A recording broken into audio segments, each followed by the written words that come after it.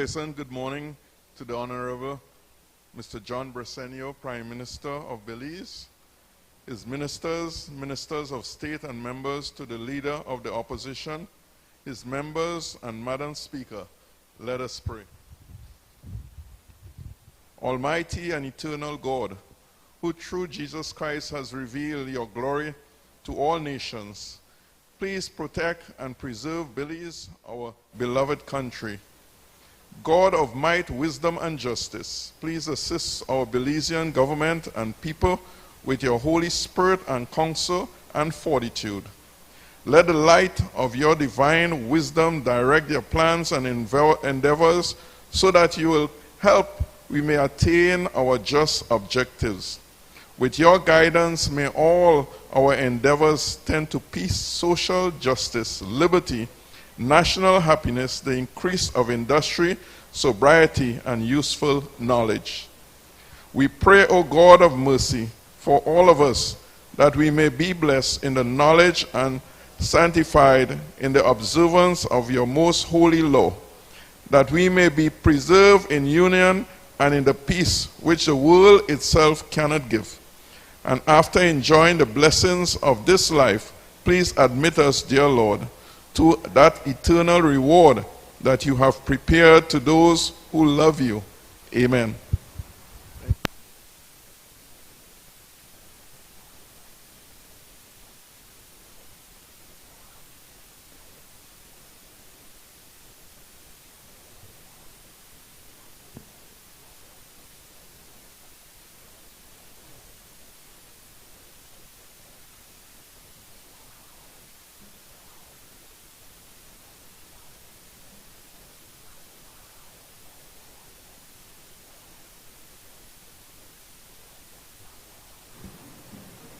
Announcement by the Speaker.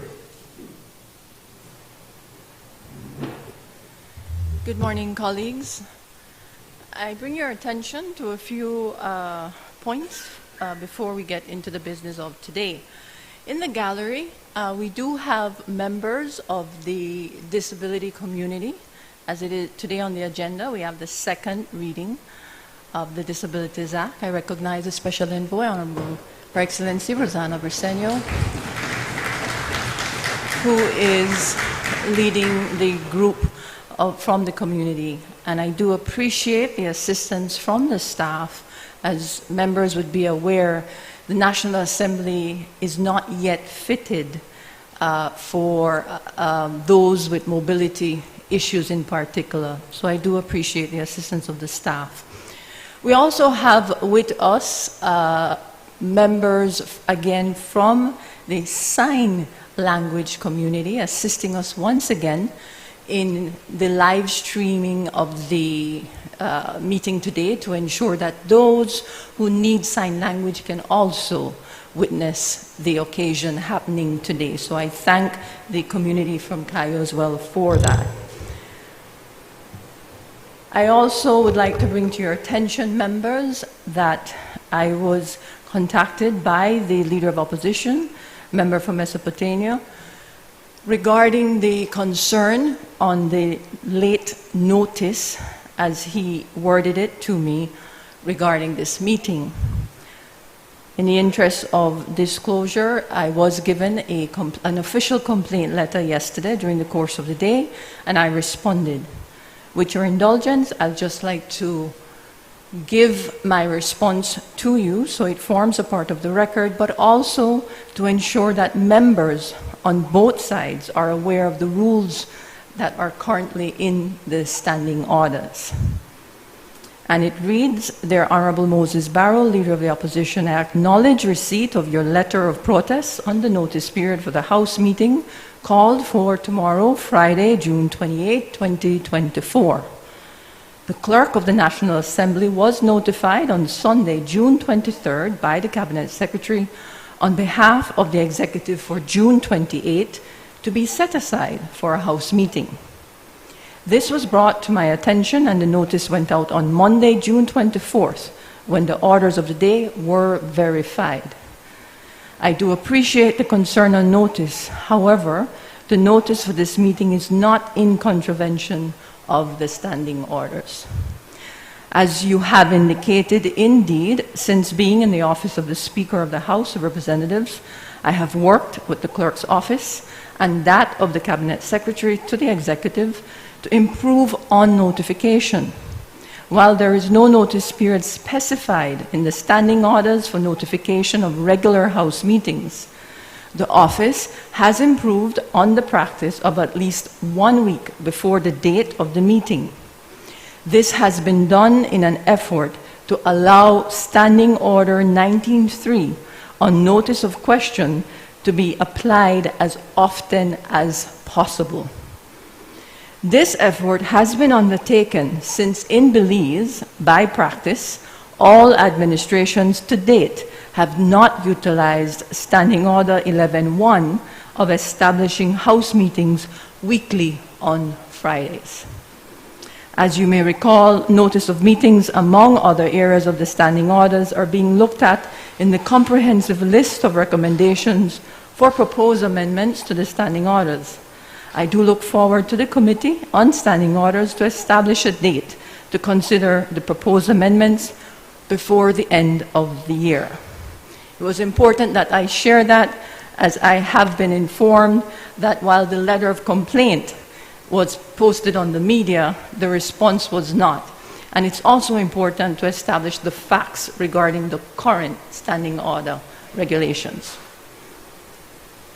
I would also like to close my announcement in acknowledging that the National Assembly Staff Committee did receive the acceptance of resignation from Her Excellency Governor General Fouad Salam of our Clerk of Parliament, Mr. Eddie Webster. Mr. Eddie Webster has completed 14 years of service with the National Assembly. His family joins him in the gallery, and we would like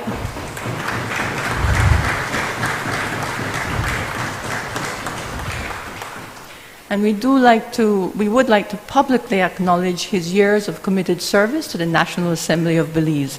If you would allow me, please, a round of applause for the service of Mr. Eddie Webster.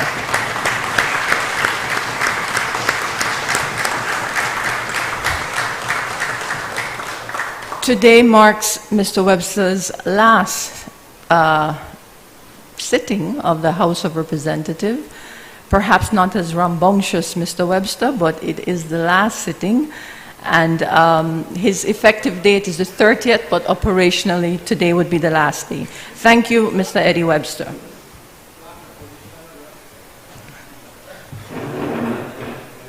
Maybe I mean any boycott, no? Papers. Lord, your indulgence, Madam Speaker. Sure. A number of things very quickly, Madam Speaker.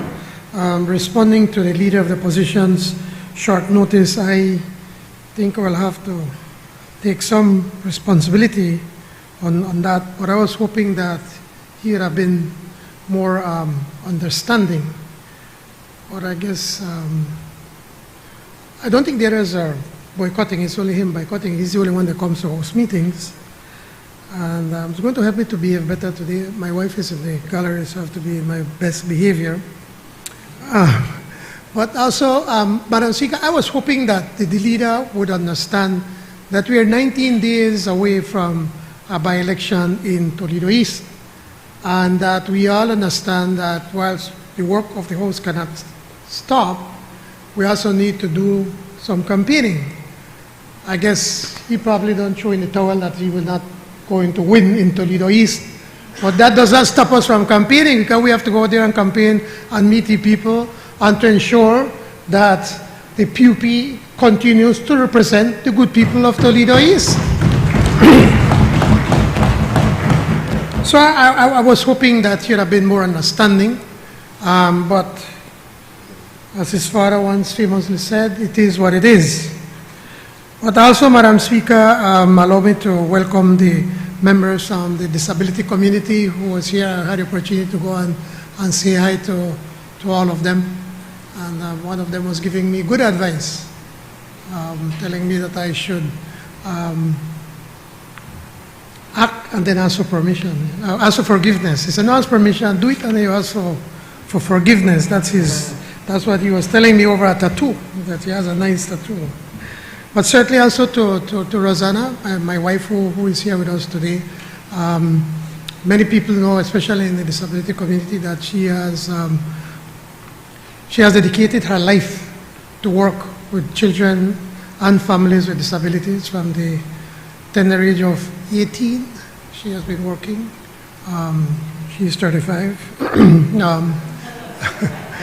And all her adult life, she has been a teacher working with children with disabilities and also countrywide, trying to find how these children can have better opportunities and that the entire disability community can also be with better, have more opportunities than what we have been giving them over the years. And trust me,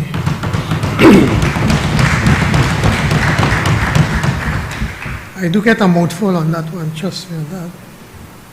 Also on the sexual harassment bill. But also, Madam Speaker, apart from that, this morning the nation, we woke up to the sad news that we lost Jenny Lovell, the incomparable Jenny Lovell, who we all have seen on Channel 5 KTV. I think just earlier this week, she was also on live TV.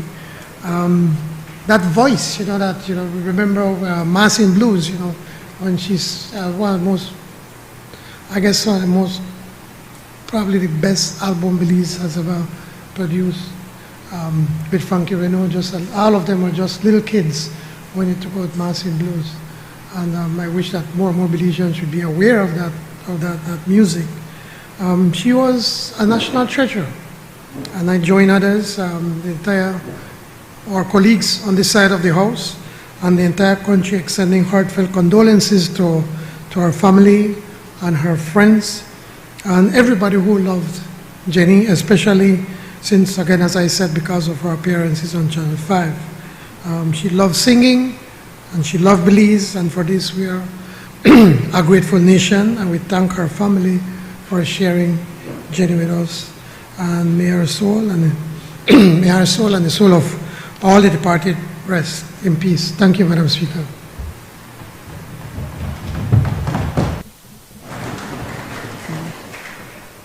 Members, just a omission that I had in my announcement that I forgot.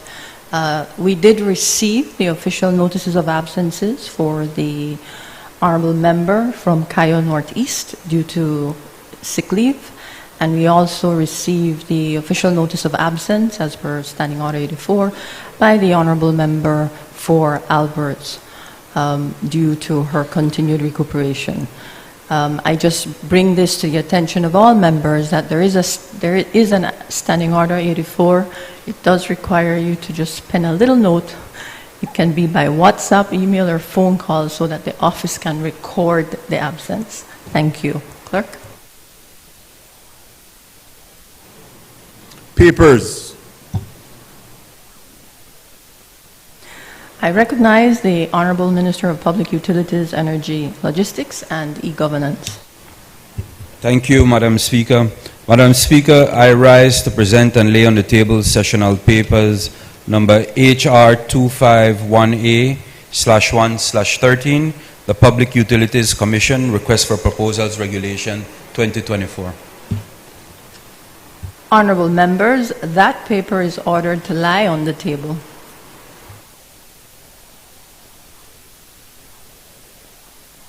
Presentation of report from Select Committee. I recognize the Honorable Chairperson of the Finance and Economic Development Committee. Madam Speaker, I rise to lay on the table reports number HR 252/1/13, report from the Finance and Economic Development Committee on the Insurance Amendment Bill 2024, number HR 253/1/13, report from the Finance and Economic Development Committee on the Southern Deport Development Facility Bill 2024. Thank you. Honorable members, those reports are ordered to lie on the table. I recognize the Honorable Chairperson of the Public Service, Labor, Industry, and Trade Committee.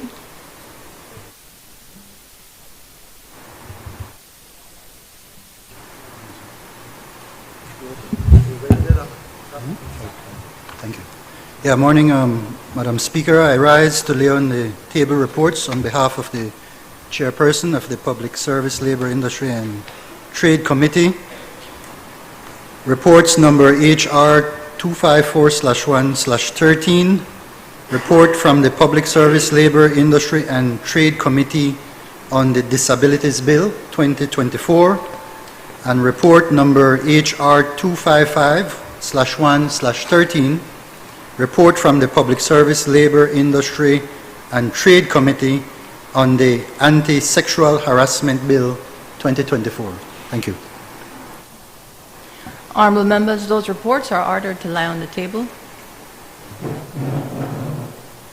Introduction of bills. I recognize the Honorable Prime Minister, Minister of Finance, Economic Development and Investment, Civil Aviation and Immigration. Thank you, Madam Speaker. This is the Fiscal Incentives Amendment Bill 2024. I rise to introduce a bill for an act to amend the Fiscal Incentive Act, Act number 4 of 2023, to provide for exemption on import duty for foreign managers and foreign skilled workers employed by a person with an investment of US $250 million and above, and to provide for matters connected therewith or incidental to. Madam Speaker, one of the key goals in Plan Belize is to create full employment for women and young people. So we will never stop in trying to create meaningful employment. Today, unemployment is at 3%, unprecedented for these size, more so because of where we come, thanks to the People's United Party government. But we can't stop there. We need to do more to be able to build a resilient economy. Investment is a key driver to sustainable economic development, income growth, and employment by any economy, including Belize. While we are always doing everything possible to encourage homegrown investment, foreign direct investment, FDI, is a key catalyst in sustaining the modernization of the economies, since FDI triggers technology spillovers, assists human capital formation, contributes to international trade integration, helps create a more competitive business environment, and enhances enterprise development. All these elements contribute to higher economic growth. In order to fully encourage both domestic as well as foreign productive investment, however, the availability of a healthy, enabling environment for business that contributes to a competitive corporate climate is vital. In this sense, this healthy, enabling environment is usually characterized by several elements, which include availability of a sound, generous, and well-structured supply of public incentive schemes that fosters both foreign direct and domestic investments. This PUP government is fully committed to establishing Belize's position as an important economic player in the region. We have embarked on a number of reforms intended to facilitate private, domestic, and foreign investment in a number of different domains. Among the reforms include the amendments of the Fiscal Incentives Act and the Designated Processing Act to reflect the current reality of the global and local economy to attract investment. There are several priority sectors in which Belize has comparative and competitive advantages. Specifically, these priority sectors can be grouped under 6 main sectors. They are tourism and leisure, including medical, cultural, nature-based, sun and beach, cruise and nautical, and leisure entertainment. Agriculture, agribusiness, and agro-processing. Marine fisheries and aquaculture, the blue economy. Light manufacturing, sustainable renewable energy, biofuels, green infrastructures, information technology and export services, including business process outsourcing, BPO, professional services, real estate, logistic, internet, and communication services.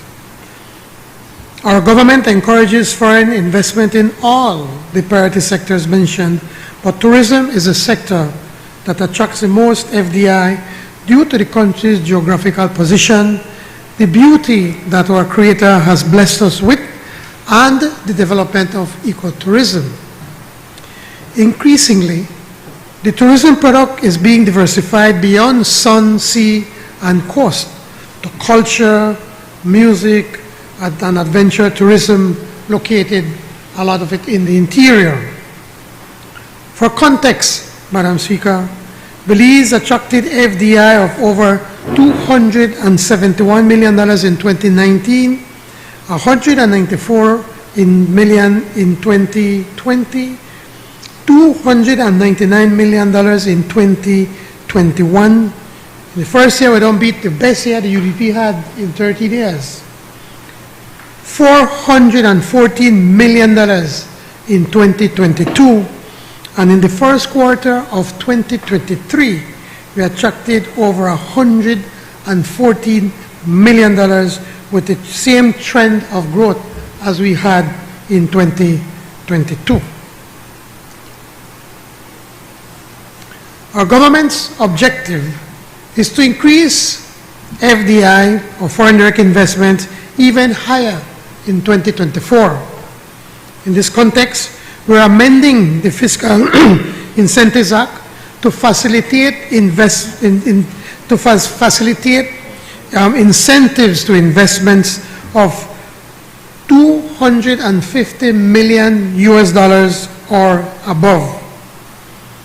Now, if you were to allow me, Madam Speaker, there are a number of reasons why we're doing this. The first one is the whole issue where the UDP tried to create a sort of misunderstanding, or trying to be able to accuse our government with the Portico investment, or the Portico group, about some sort of corruption taking place, with a definitive agreement. And a definitive agreement that they well know that they were the ones that wrote that definitive agreement. Their chairman of the United Democratic Party was deeply involved in writing that definitive agreement that was agreed by the committee, and I was told that was even sent to the then Prime Minister, that the then Prime Minister was informed about what was taking place. So they want to turn around and say as if our government did something wrong when we did nothing. Now, from time to time, we have these huge investments in this country, and because of the size of the investment, we tend to give them other incentives that we do not usually give to the lesser in size investments.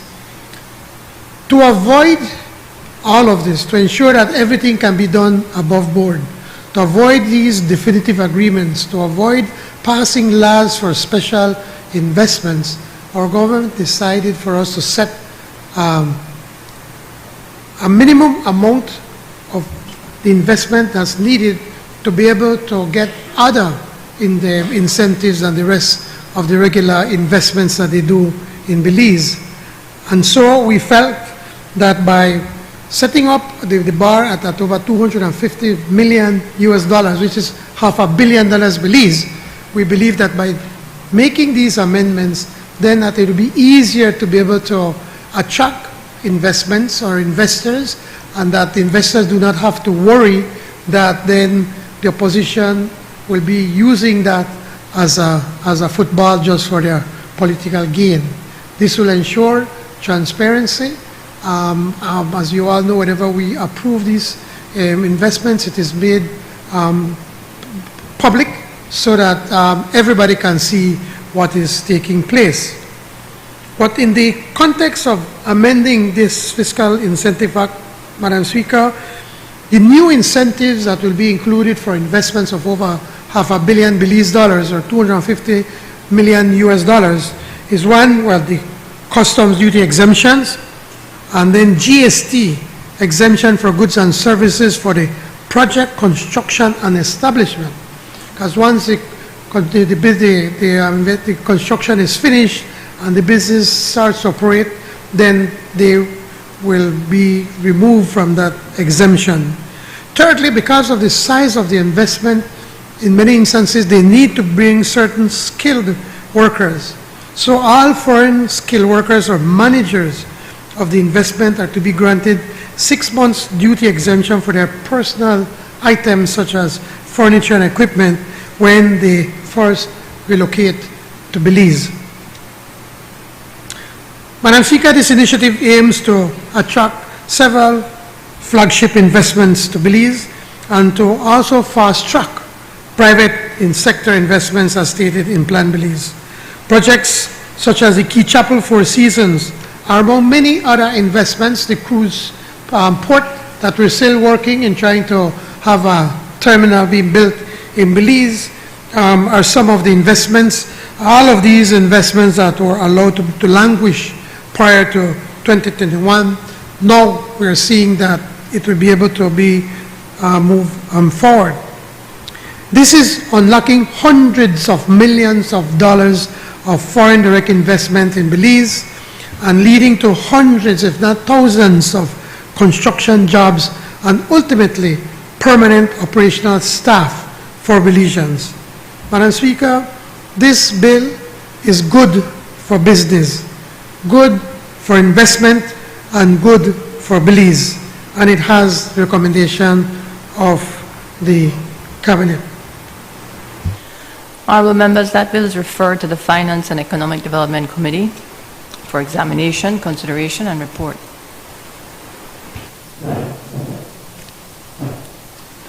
Bill for an act to amend the Fiscal Incentive Act, Act number 4 of 2023, to provide for the exemption on import duty for foreign managers and foreign skilled workers employed by a person with investment US $250 million and above, and to provide for matters connected therewith or incidental thereto.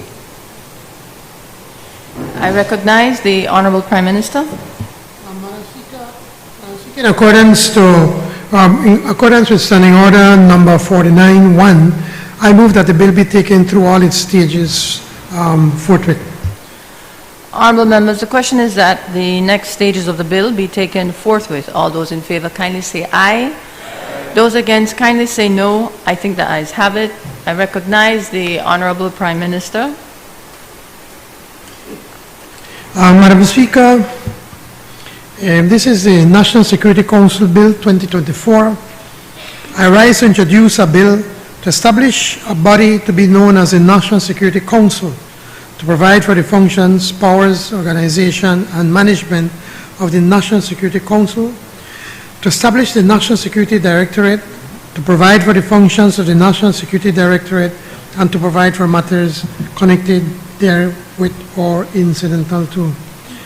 Again, Madam Speaker, if you will allow me, the National Security Council Bill outlines the functions, the powers, the organization, and management of the National Security Council. It also establishes and provides for the functions of the National Security Directorate to assist the Council in executing its duties. Colleagues will know that since the mid-1990s, we have had what is called a National Security Council, as well as a National Security Directorate. However, neither of these was ever actually formalized. It was just there in practice. This NSC bill will create an institution that will help us to not only address some of the current national security problems, but also to prepare for issues and threats that may arise in the future. In its current configuration, It is an institution designed to address security concerns of the 1990s. It now needs to evolve to meet the wide range of internal and external threats that have evolved since the turn of the century. With the formalization of the National Security Council and the National Security Directorate within the new national security architecture, we will achieve three things. One, enhance interagency information sharing, collaboration, and coordination. Two, have a mechanism to proactively detect internal and external security threats and adopt measures to prevent these from adversely affecting our national security. And three, better allocate scarce resources and ensure that critical areas receive attention and funding both internally and from our international partners. What we are attempting to do is nothing new, it's nothing novel. Countries such as the United States, United Kingdom, and Australia have long found it necessary to legislate bodies like the National Security Council to oversee and coordinate national security efforts. We are a small country, so obviously the scale and range of threats we face are very different from theirs. But we need to better coordinate our national security efforts as much as they do. In Plan Belize, we talked about citizen security, and here at home, we must do all possible to protect our homeland. We on this side, and I'm confident colleagues from the other side, when they attend the next host meeting, I'm sure are unwavering in our commitment to safeguarding Belize's security. This step, Madam Speaker, is not just about meeting the challenges of today, but about preparing for the uncertainties of tomorrow. It is an investment in our country's safety, stability, and prosperity. And when it comes up for debate, I hope that we can have a constructive debate and produce a bill we can all support. This bill has a recommendation of the Cabinet. Honourable members, that bill is referred to the National Security and Immigration Committee for examination, consideration, and report.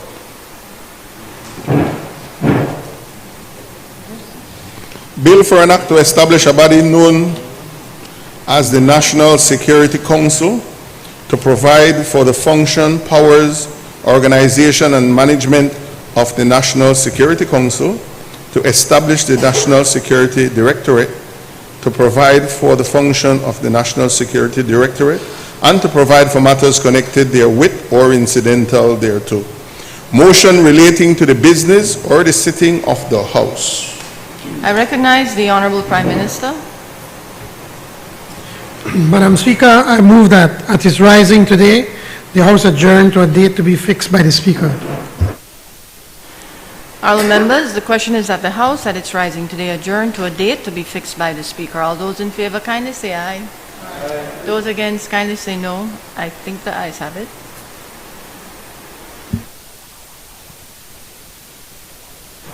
Public business, government business, motions.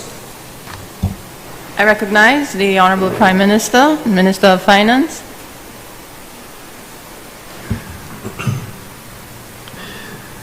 Madam Speaker, this is the Inter-American Development Bank Sustainable and Inclusive Urban Development Program, US $10 million loan motion 2024. I move whereas Belize is a member of the Inter-American Development Bank, the bank is eligible for development assistance in the form of loans, grants, and technical assistance from the bank on such terms and conditions as may be agreed between Belize and the bank from time to time. And whereas the government of Belize has approached the bank for financial assistance to execute a sustainable and inclusive urban development program that will contribute to the sustainable urban development of municipalities in northern Belize, including Corozal, Oinjoctong, and San Pedro and Bruges Key, herein called the program.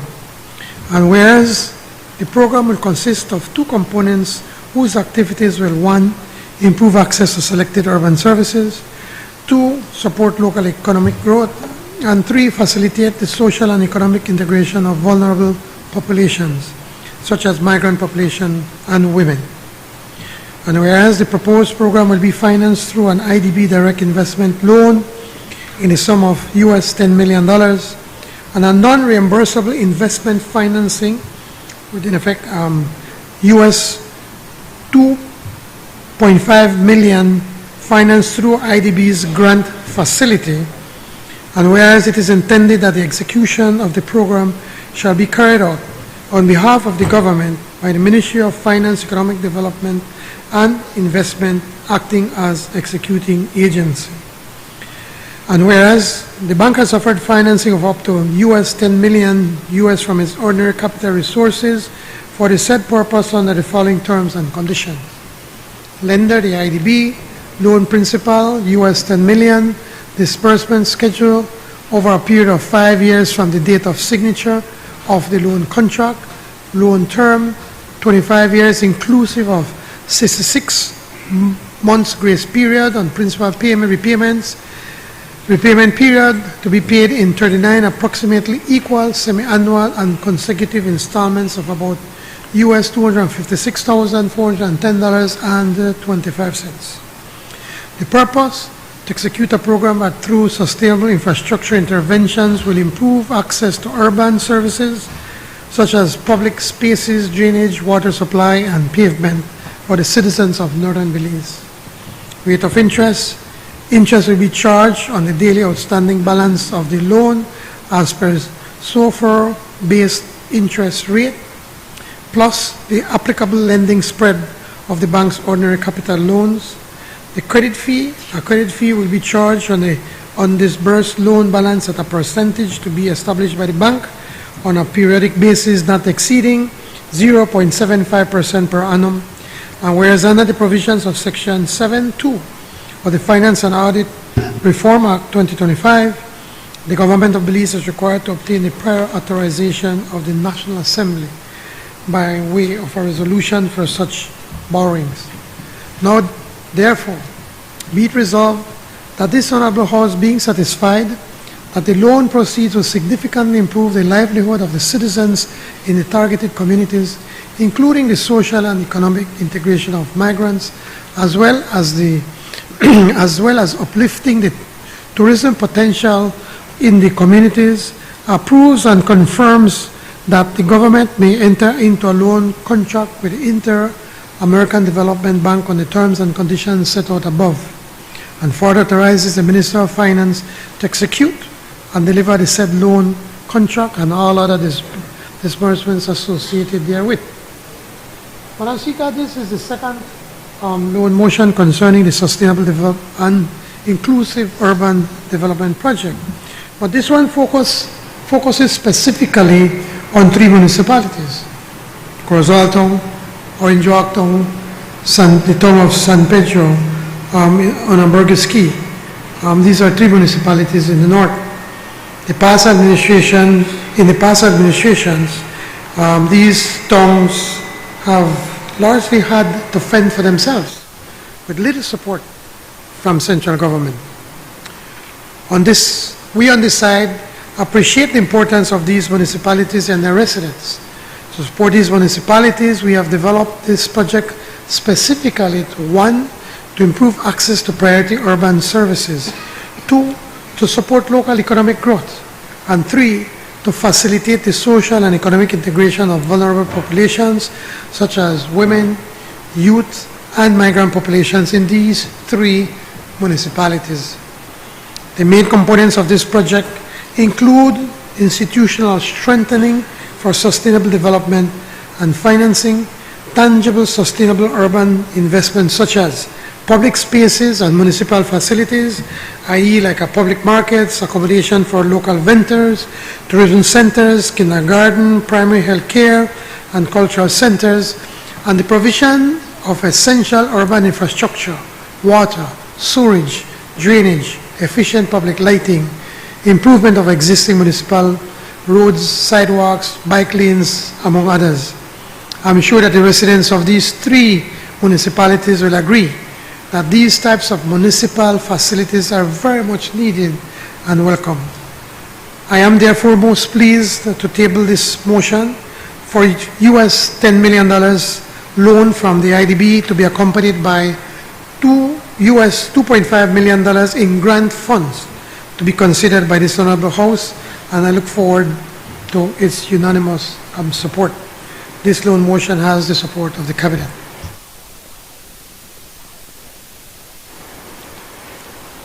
Honorable members, that motion is referred to the Finance and Economic Development Committee for examination, consideration, and report. I recognize the Honorable Prime Minister, Minister. And apologies. I proceeded because I did not see anyone stand up to debate this IDB motion. I am confirming that there is no debate. Honorable members, that motion is referred to the Finance and Economic Development Committee for examination, consideration, and report. I recognize the Honorable Prime Minister and Minister of Finance, Economic Development and Investment, Civil Aviation and Immigration. Thank you, Madam Speaker. Should we send somebody over the other side? Judas?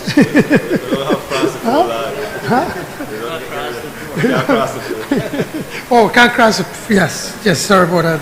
Can't do that.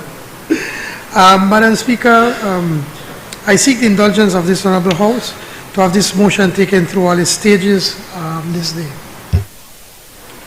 Honorable members, the question is that this motion be taken through all its stages this day. All those in favor kindly say aye.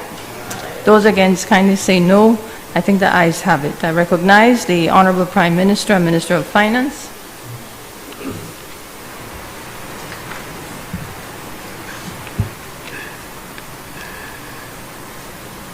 Madam Speaker, this is the Inter-American Development Bank improving efficiency, quality, and access in Belize's health system, US $14 million loan motion 2014. I have to find a way who could shorten all of this, Madam Speaker. It's very long.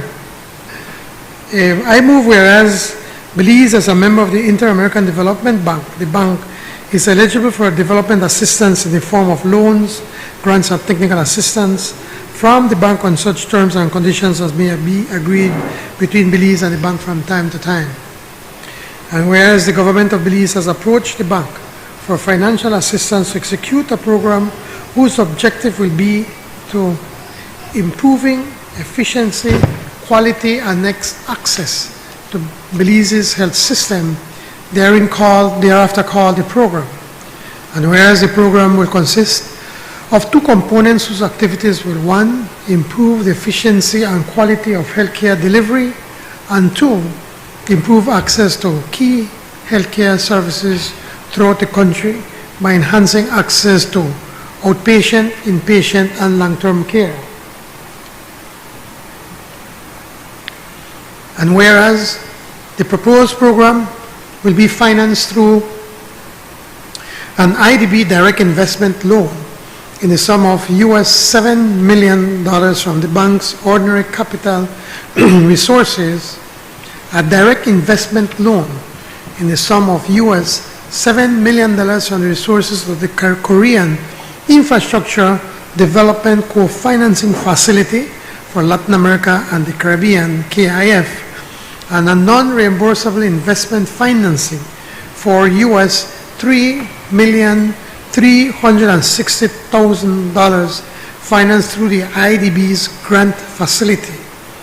And whereas it is intended that the execution of the program shall be carried out on behalf of the government by the Ministry of Health and Wellness acting as executing agency.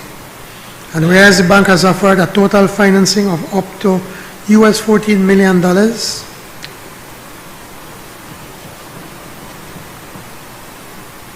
to execute a program that will improve the efficiency, quality, and access to healthcare services across the country under the following terms and conditions. Loan principal amount,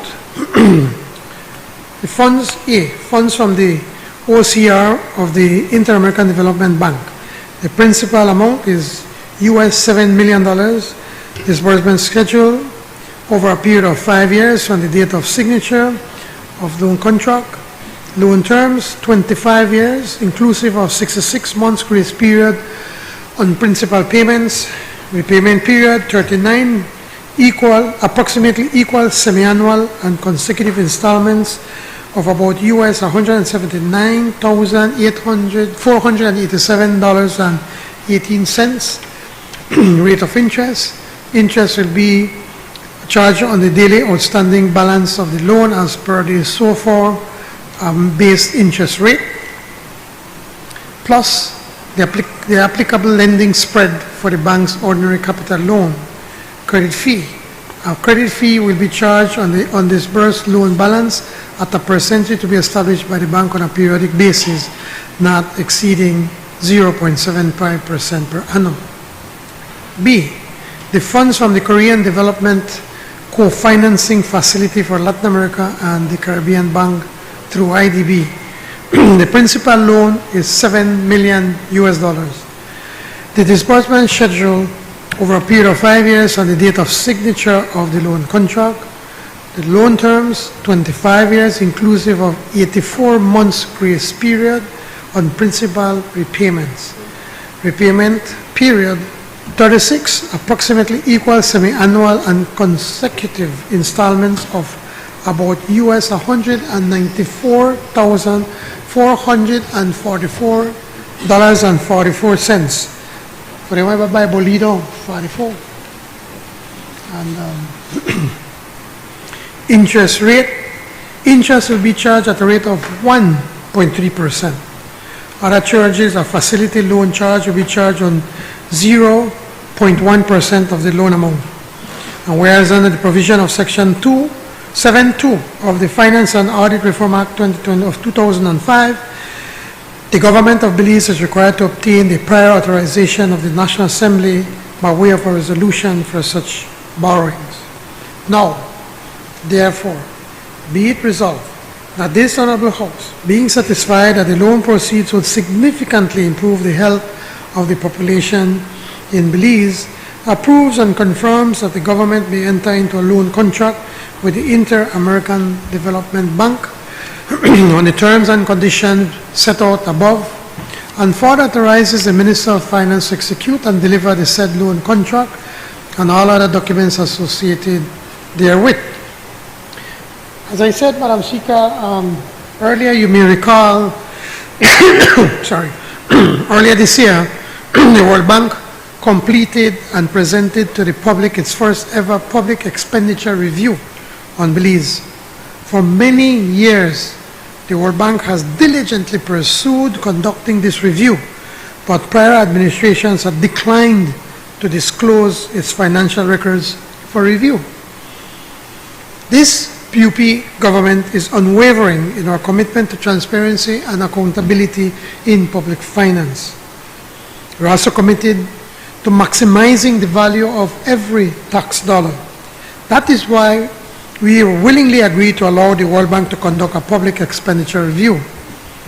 Reflecting this administration's policy consideration, the World Bank, at our request, gave particular attention to education, health, and climate change expenditures.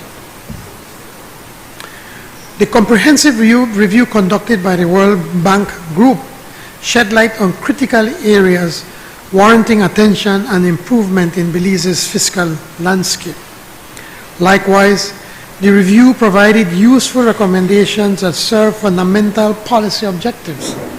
Among other things, in the health sector, the report rightly identified that during the period of review ending 2020, while Belize spent more per capita relative to other countries in the region, increased public investment, unfortunately, corresponded with diminished performance yield, subpar results. They spend more money, but they get less in return. Mind you, that happened under the previous administration. Maybe that's why they didn't want the World Bank to do the review, because they knew what was the review would have said. Furthermore, the top 3 cases of death in Belize were related to non-communicable diseases such as heart disease, diabetes, and stroke. There's also an acute shortage of healthcare workers, especially in the rural areas.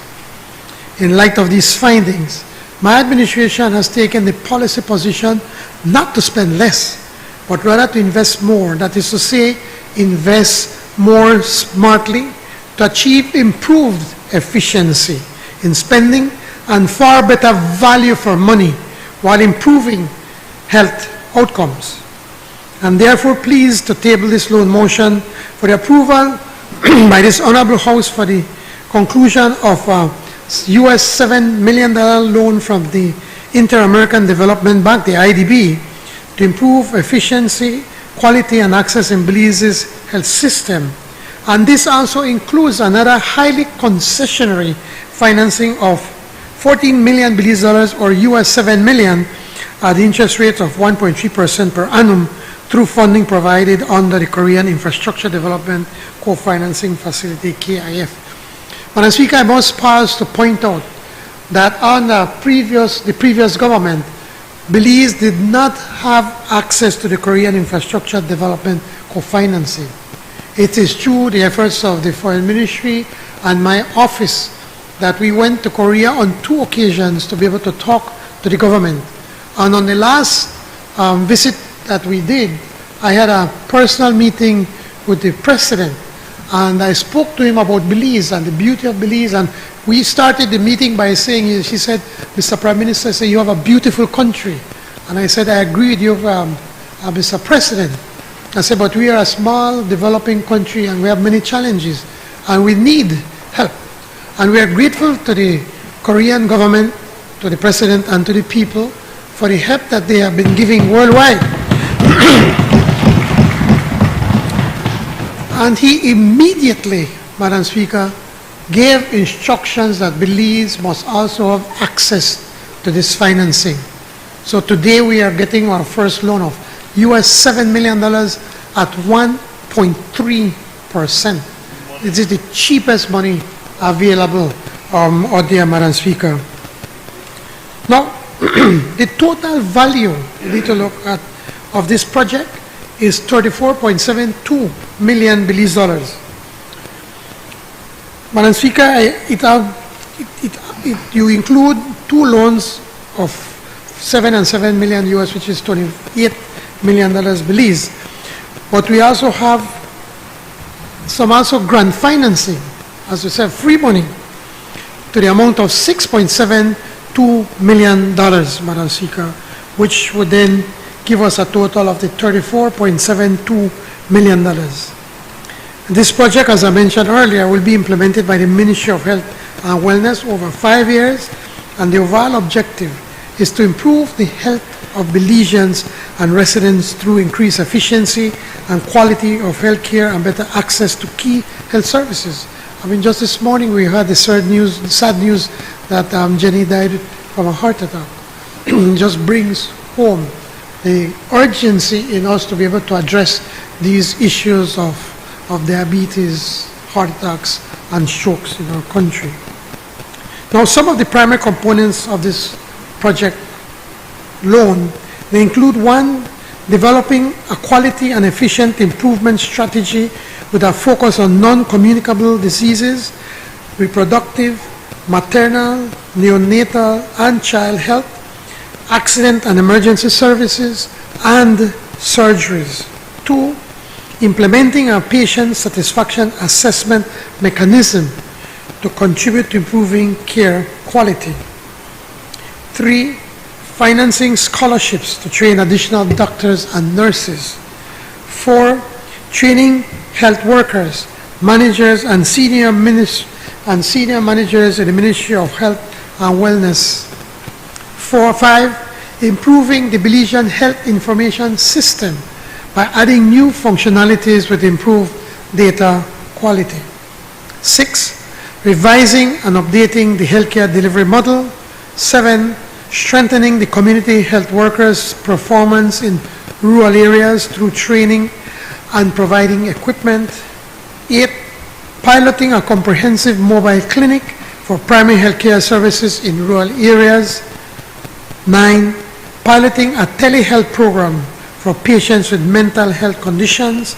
And 10, financing infrastructure improvements and equipping the 4 health facilities, namely the Northern Regional Hospital, the Southern Regional Hospital, Matron Roberts Polyclinic, and Palm Center.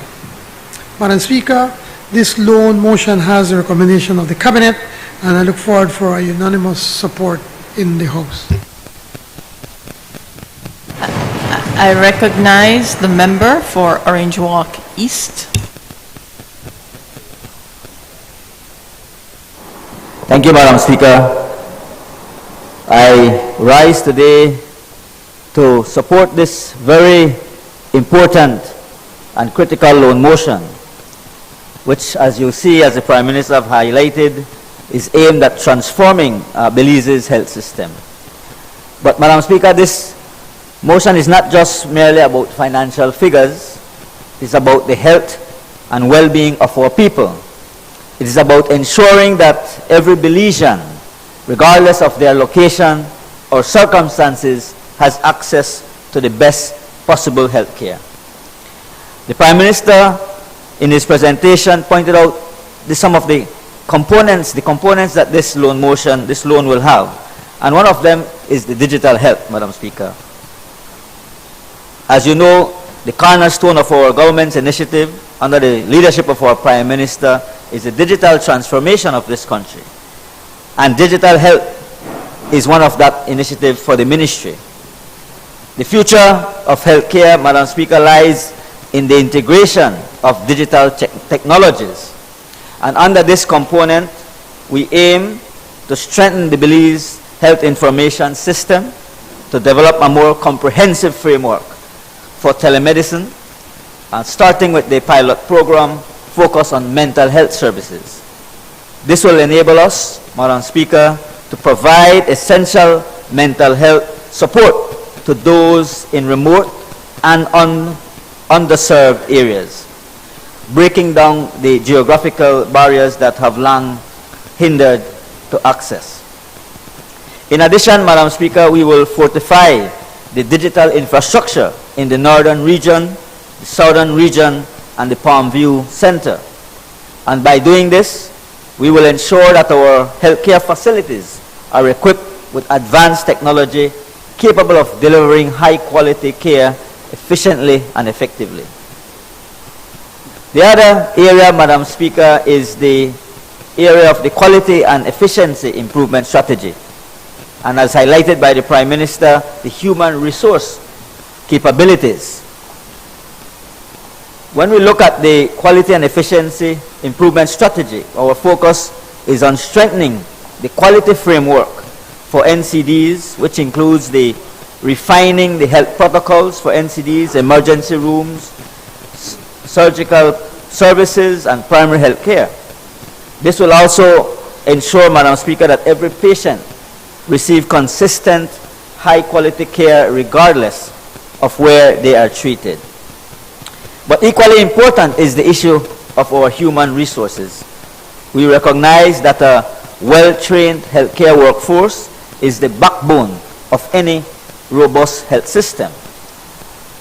We will be sending a cohort of psychiatric nurse practitioners to pursue master's level training at the University of the West Indies. Additionally, we will provide advanced training in nursing administration and specialists in neonatology, gynecology, and pediatrics. These initiatives, Madam Speaker, will enhance the skills of our healthcare workforce, ensuring that they are equipped to address a wide range of health issues with expertise and confidence. As I've mentioned, another critical component, Madam Speaker, is mental health. It continues to be a critical area of focus. And so we plan to expand the Palm View Center by adding 20 more rooms, making it climate resilient and improving the ventilation of the center.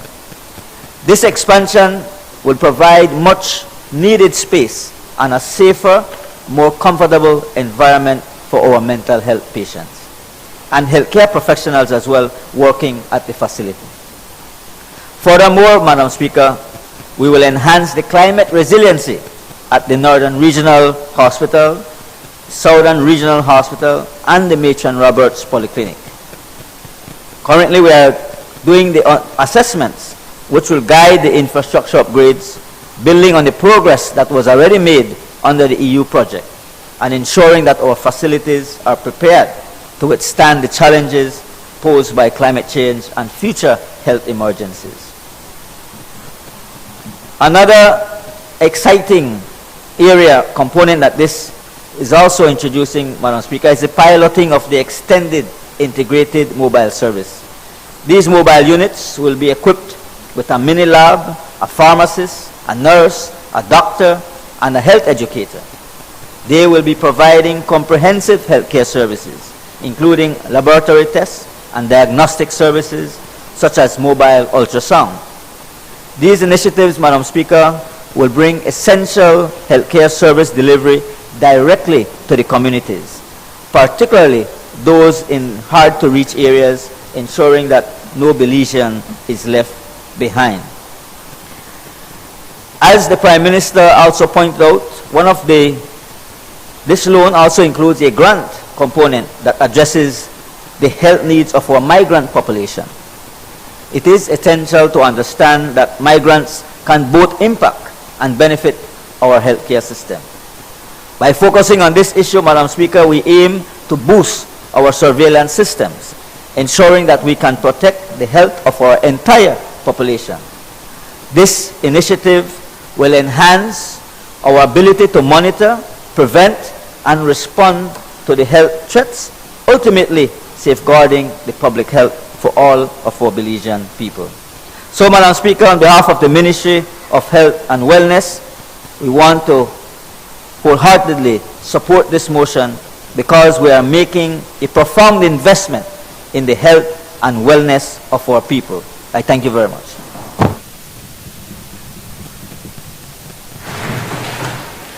Honourable members, that motion is referred to the Finance and Economic Development Committee for examination, consideration, and report. I recognize the Honourable Prime Minister. Madam Speaker, I seek the indulgence of the Honourable House to have this motion taken through our stages this day.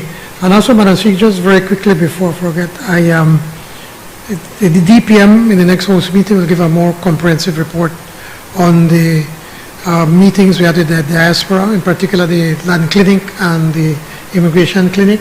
They were a massive success. We helped hundreds of Belizeans in the diaspora.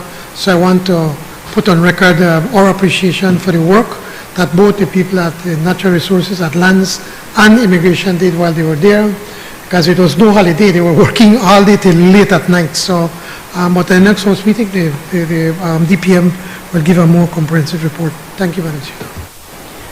Honourable members, the question is that this motion be taken through all its stages this day. All those in favour, kindly say aye. Those against, kindly say no. I think the ayes have it. I recognize the Minister of Home Affairs and New Growth Industries.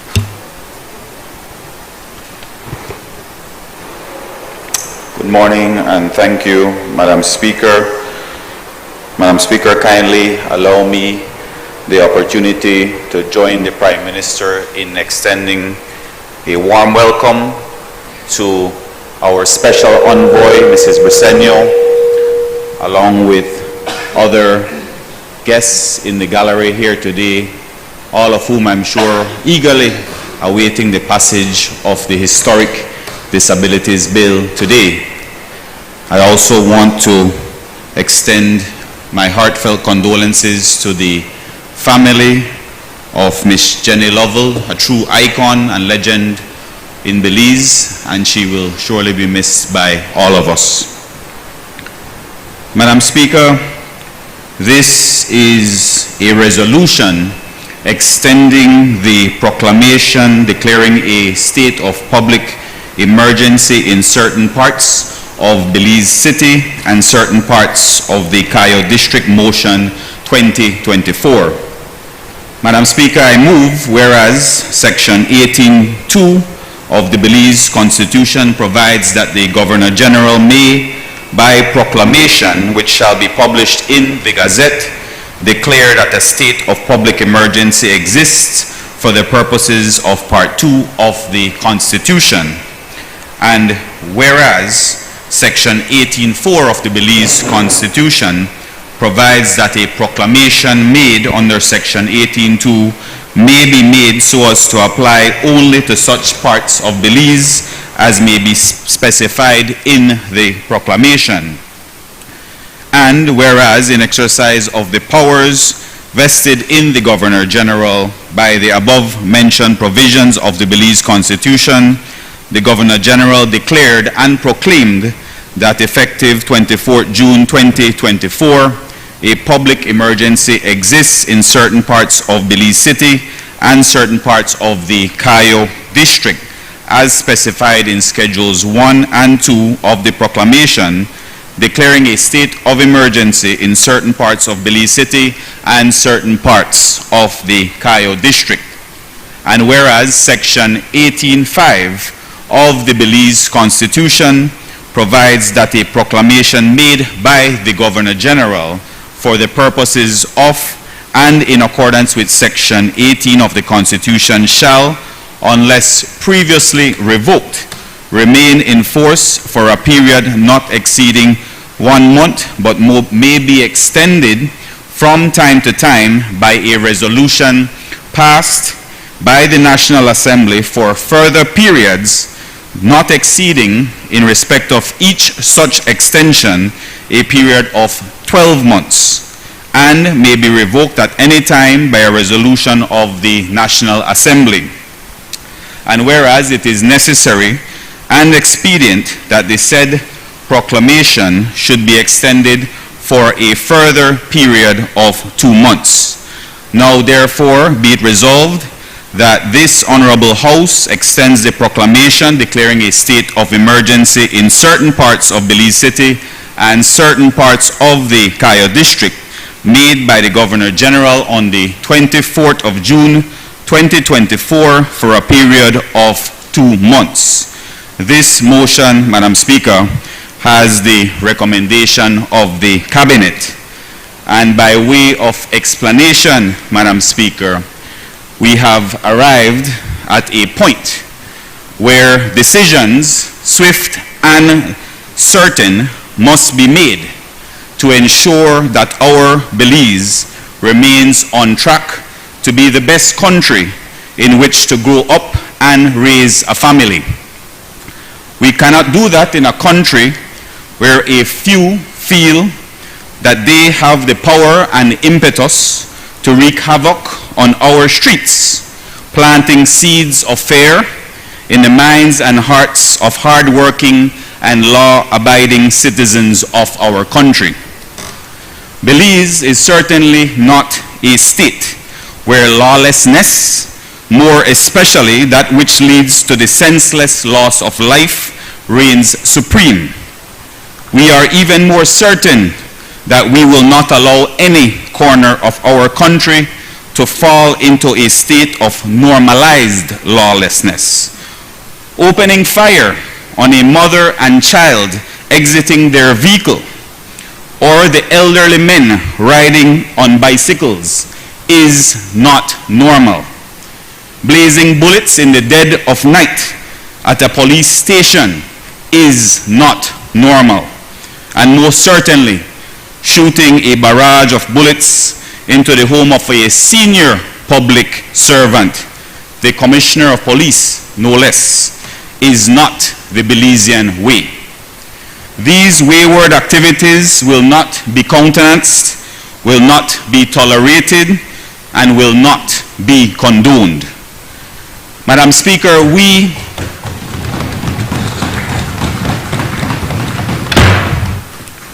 at the Ministry of Home Affairs have quickly sprung into action with the assembly of a coordinated task force that pulls together the resources and expertise of major crimes, the Criminal Investigative Branch, Special Branch, and the Gang Intelligence Investigation and Interdiction Units to look with fresh eyes into the recent tyranny of gang and gun violence.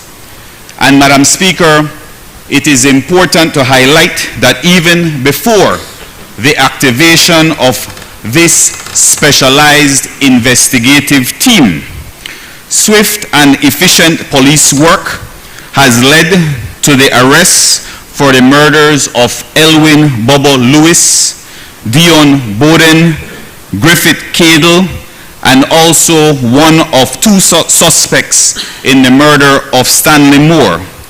He has been arrested and charged as well. And Madam Speaker, as we have seen from the verdicts coming out of the High Court as of recent, the investigative capacity of our officers, a strengthened forensics department, and a vastly improved prosecution branch has resulted in more and more convictions for capital offenses, including the most recent convictions for Jorge Galindo in the murder of Nelson Flores, Earl Baptist for the murder of Leslie Gillett, and Jerome Crawford, utilizing DNA evidence for the murder of Owen Tucker. This is, of course, action that only advances what we were already doing in the ministry, investing in cutting-edge DNA equipment, enhancing our technologies related to arms seizing and identification, upskilling the technical capacity of law enforcement personnel, leveraging legal instruments, and dedicating ourselves to cross-ministry collaborations that ultimately keep Belizeans safe.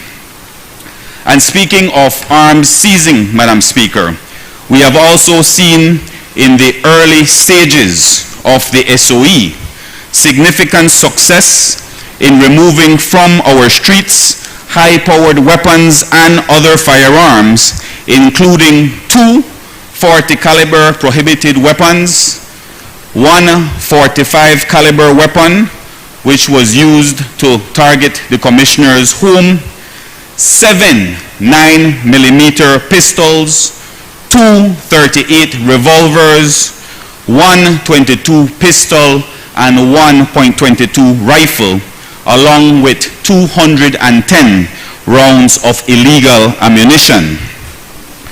Madam Speaker, needless to say that while the confiscation of these 13 illegal and deadly weapons will no doubt save countless lives, we recognize that there are many others still out there, and the police intends to continue their full court operation press to locate and extract these deadly arms from our communities.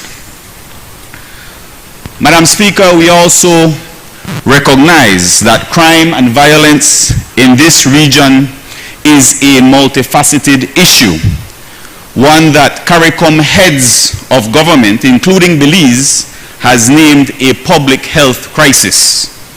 The burden of crime is one thing that the government must bear, and that of crime control is another.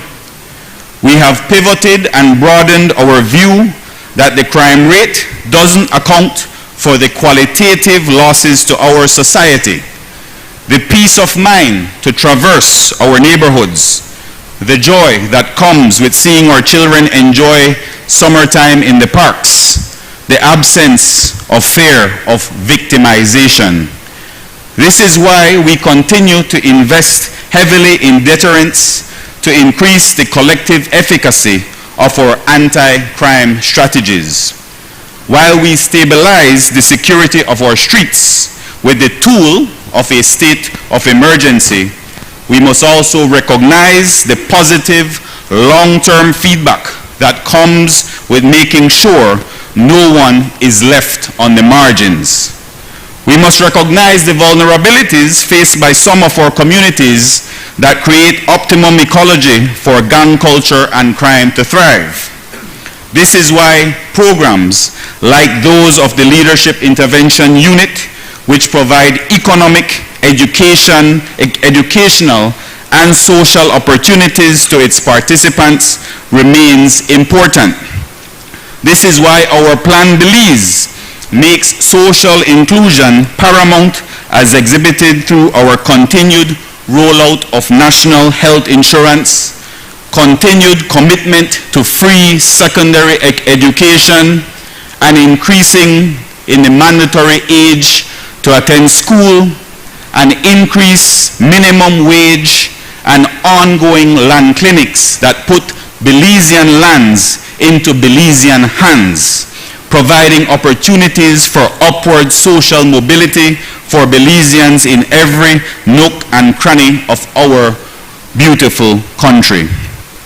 Madam Speaker, we know that a state of emergency is not a permanent solution. We also know that it is not the only solution. We are a government that securitizes with socially conscious eyes. We synergize to ensure that all facets of our criminal justice operations contribute to a Belize that briskly marches us toward that co-created vision where Belize is the best place in which to grow and raise a family. Madam Speaker, this motion has the support of Cabinet. Thank you.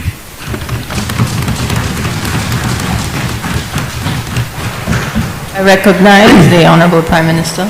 Madam Speaker, I want to associate myself with the remarks of the Honorable Member from Caribbean Shores.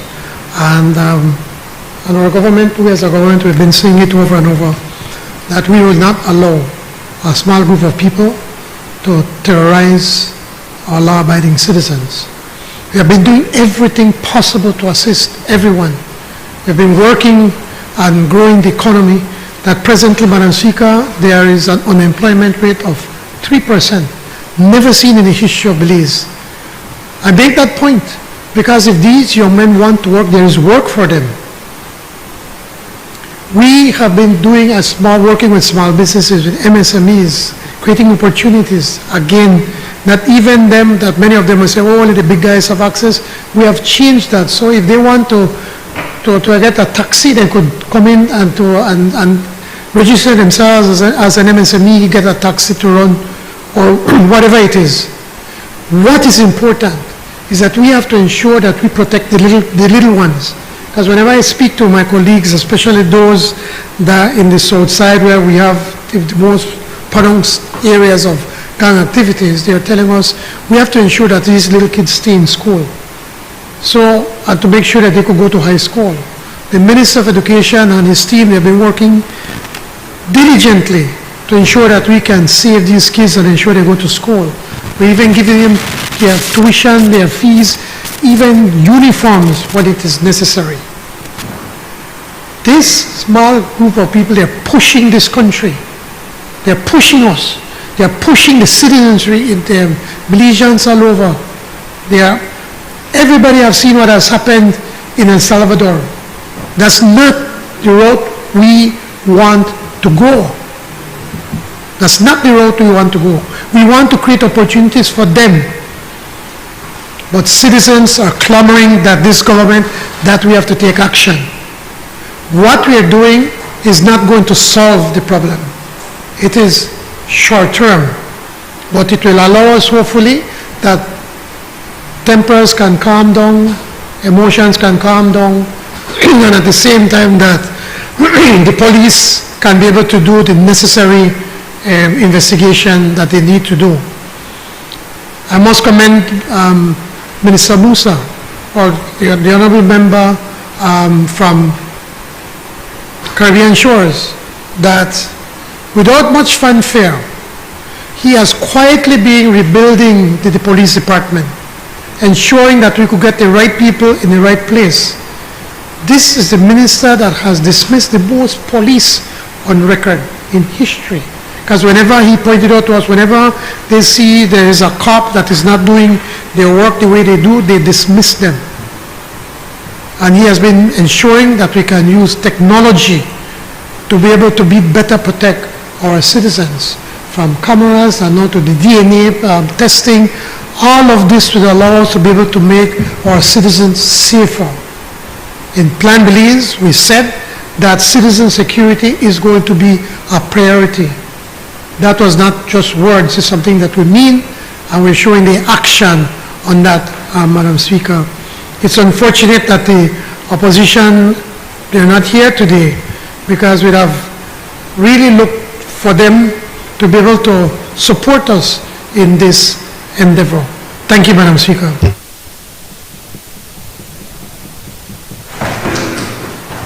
Honourable members, the question is that this motion be taken through all its stages this day. No. Honourable members, that motion is referred to the National Security and Immigration Committee for examination, consideration and report. I recognize the Minister of Home Affairs and New Growth Industries. Madam Speaker, I seek the indulgence of the Honourable House to have this motion taken through all its stages this day. Honourable members, the question is now that this motion be taken through all its stages this day. All those in favour, kindly say aye. Aye. Those against, kindly say no. I think the ayes have it. Before we go to announcement, I'll ask the clerk for us to dispense with Standing Order 12.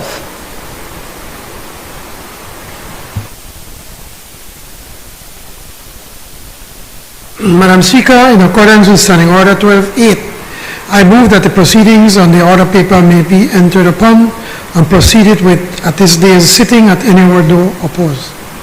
All members, the question is that the proceedings on the order paper may be entered upon and proceeded with at this day's sitting at any hour though opposed. All those in favour, kindly say aye. Aye. Those against, kindly say no. I think the ayes have it.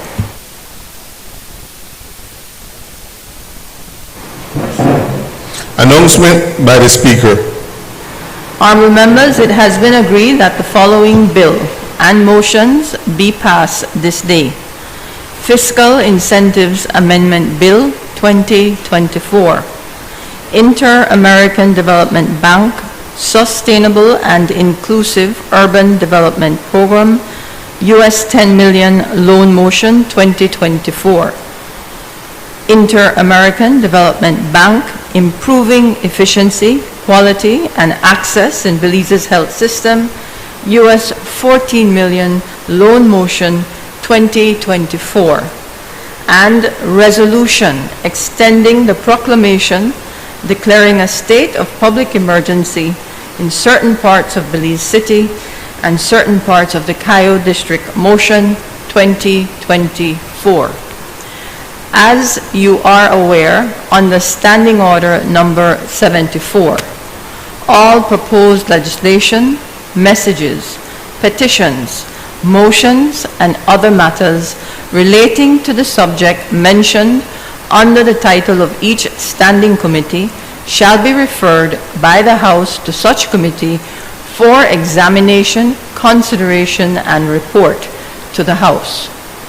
For this to be done, other than by suspension of standing orders, is for me to suspend today's sitting to enable the Finance and Economic Development Committee and the National Security and Immigration Committee to examine, consider, and report to the House on the bill and motions.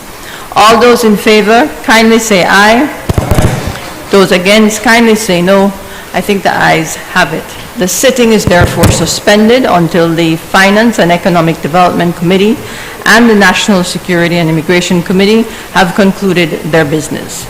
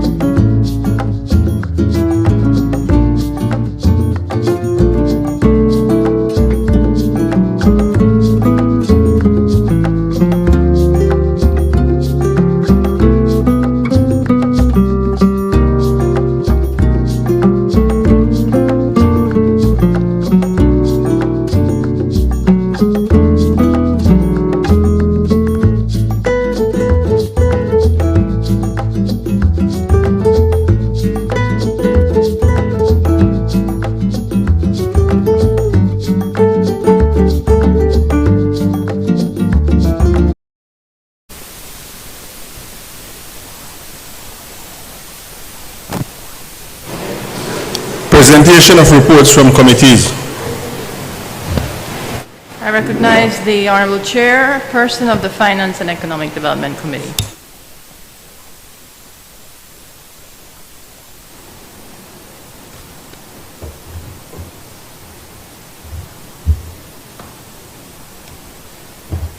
Madam Speaker, I rise to lay on the table reports number HR 256/1/13, report from the Finance and Economic Development Committee on the Fiscal Incentives Amendment Bill 2024, number HR 257/1/13, report from the Finance and Economic Development Committee on the Inter-American Development Bank Sustainable and Inclusive Urban Development Program of US $10 million loan motion 2024. Number HR 258/1/13, report from the Finance and Economic Development Committee on the Inter-American Development Bank, improving efficiency, quality, and access in Belize's health system, US $14 million loan motion 2024. Thank you. Honorable members, those reports are ordered to lie on the table. I recognize the Honorable Chairperson of the National Security and Immigration Committee.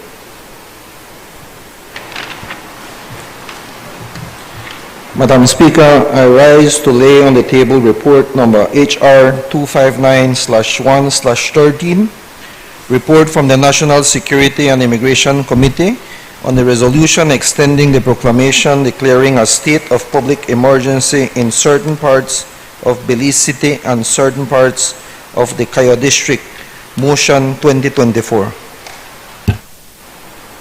Honorable members, that report is ordered to lie on the table.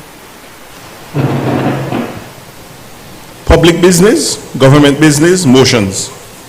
I recognize the Honorable Prime Minister.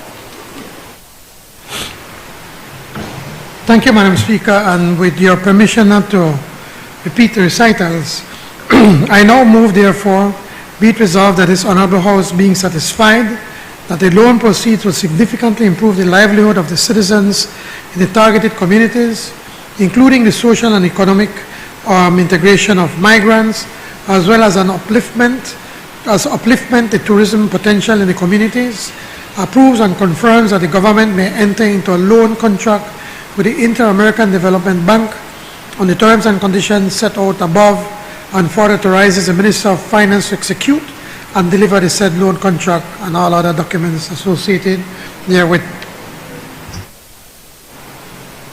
Honorable members, the question is now, therefore, be it resolved that this Honorable House, being satisfied that the loan proceeds would significantly improve the livelihood of the citizens in the targeted communities, including the social and economic integration of migrants, as well as uplift the tourism potential in the communities, approves and confirms that the government may enter into a loan contract with the Inter-American Development Bank on the terms and conditions set out above, and further authorizes the Minister of Finance to execute and deliver the said loan contract and all other documents associated therewith. All those in favor kindly say aye.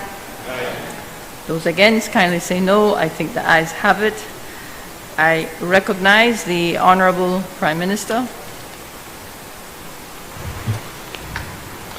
Madam Speaker, with your permission not to repeat the recitals, I move now, therefore, be it resolved that this Honorable House, being satisfied that the loan proceeds would significantly improve the health of the population in Belize, approves and confirms that the government may enter into a loan contract with the Inter-American Development Bank and the terms and conditions set out above, and further authorizes the Minister of Finance to execute and deliver the said loan contract and all other documents associated therewith.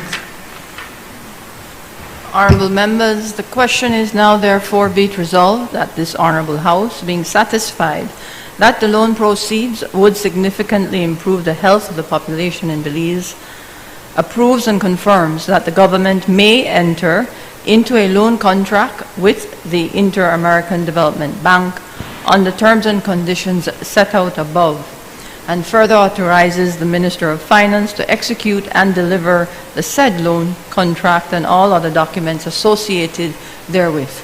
All those in favor kindly say aye. Those against kindly say no. I think the ayes have it. I recognize the Honourable Minister of Home Affairs and New Growth Industries. Thank you, Madam Speaker. Madam Speaker, with your permission not to repeat these recitals, I move now therefore be it resolved that this Honourable House extends the proclamation declaring a state of emergency in certain parts of Belize City and certain parts of the Cayo District made by the Governor General on the 24th of June 2024 for a further period of 2 months. Honourable members, the question is now therefore be it resolved that this Honourable House extends the proclamation declaring a state of emergency in certain parts of Belize City and certain parts of the Cayo District made by the Governor General on 24th June 2024 for a period of 2 months. All those in favour kindly say aye. Those against kindly say no. I think the ayes have it. Bills for second reading. I recognize the Honourable Prime Minister, Minister of Finance. Madam Speaker, this is a Fiscal Incentives Amendment Bill 2024. Madam Speaker, I move the second reading of a bill for an act to amend the Fiscal Incentive Act, Act number 4 of 2023, to provide for exemptions on import duty for foreign managers and foreign skilled workers employed by a person with investment of US $250 million and above, and to provide for matters connected therewith or incidental to. Madam Speaker, I just gave a long explanation of what this bill is all about. Thanks. Prime Minister, move. I move, Madam Speaker. Honourable members, the question is that the bill for an act to amend the Fiscal Incentives Act, Act number 4 of 2023, to provide for exemption on import duty for foreign managers and foreign skilled workers employed by a person with investment of USD $250 million and above, and to provide for matters connected therewith or incidental thereto, be read a second time. All those in favour kindly say aye. Those against kindly say no. I think the ayes have it. The bill for an act to amend the Fiscal Incentive Act, Act number 4 of 2023, to provide for exemption on import duties for foreign managers and foreign skilled workers employed by a person with investment of US $250 million and above, and to provide for matters connected therewith or incidental thereto. I recognize the Honourable Prime Minister. Madam Speaker, this is the Insurance Amendment Bill 2024. Madam Speaker, I move the second reading of a bill for an act to amend the Insurance Act, Act number 30 of 2023, to provide for realignment of terminology and internal cross-references, and to amend the provisions for the disclosure of beneficial owners, and to provide for matters connected therewith or incidental to. Madam Speaker, when I introduced this bill again, I went through a long explanation of what this bill is all about. And unless somebody on this side would have any questions, I can go through it at the end of this debate. Thank you, Madam Speaker. I move, Madam Speaker. Honourable members, the question is that the bill for an act to amend the Insurance Act, Act number 30 of 2023, to provide for realignment of terminology and internal cross-references, and to amend the provisions for the disclosure of beneficial owners, and to provide for matters connected therewith or incidental thereto be read a second time. All those in favor kindly say aye. Those against kindly say no. I think the ayes have it.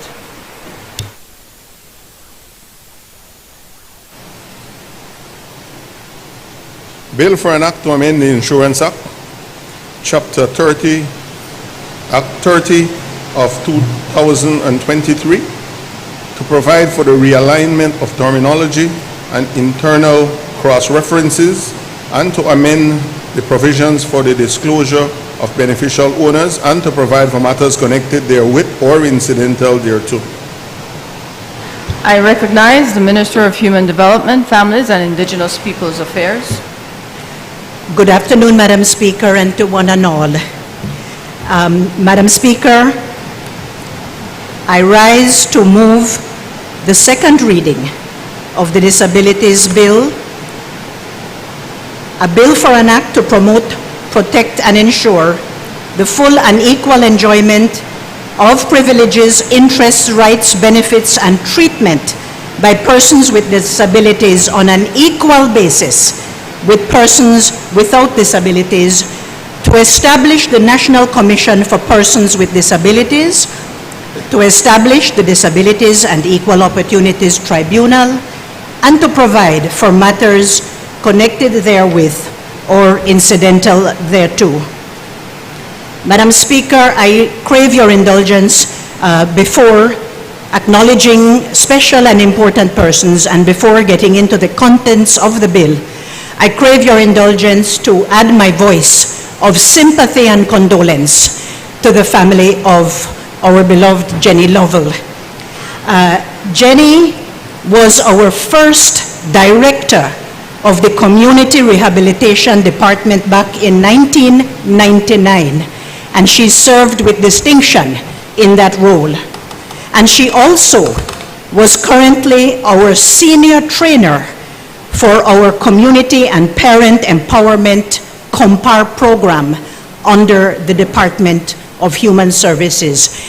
Madam Speaker, she will be greatly, greatly missed, and I add my voice of condolence to all her family and friends. Madam Speaker, I also take this opportunity, and I wish to thank everyone for their patience this morning and into this afternoon. I want to make a special mention of our Special Envoy for the Development of Families and Children, Mrs. Rosanna Briceño, Her Excellency, who is with us this afternoon.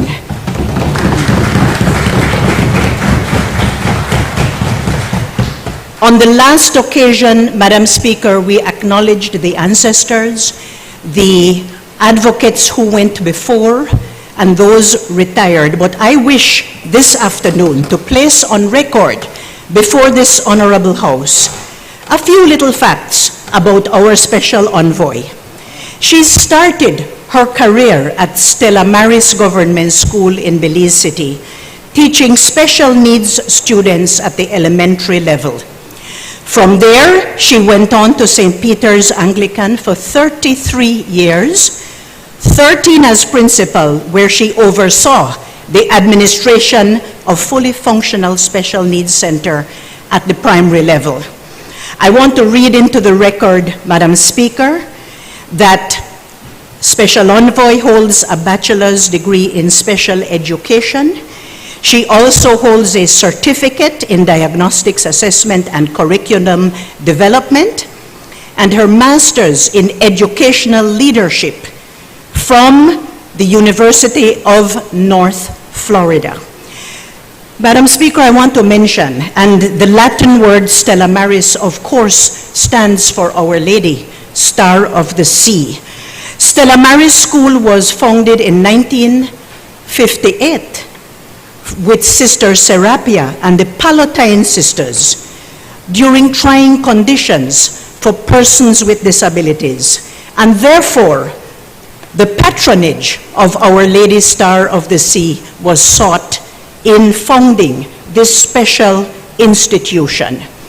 And I really want to acknowledge and commend Mrs. Briceño this afternoon for her stellar work over all of these years for persons with special needs and in special education. Allow me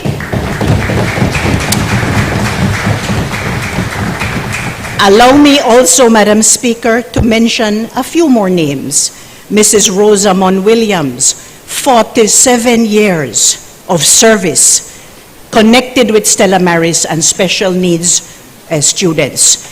Marjorie Bernard, 40 years.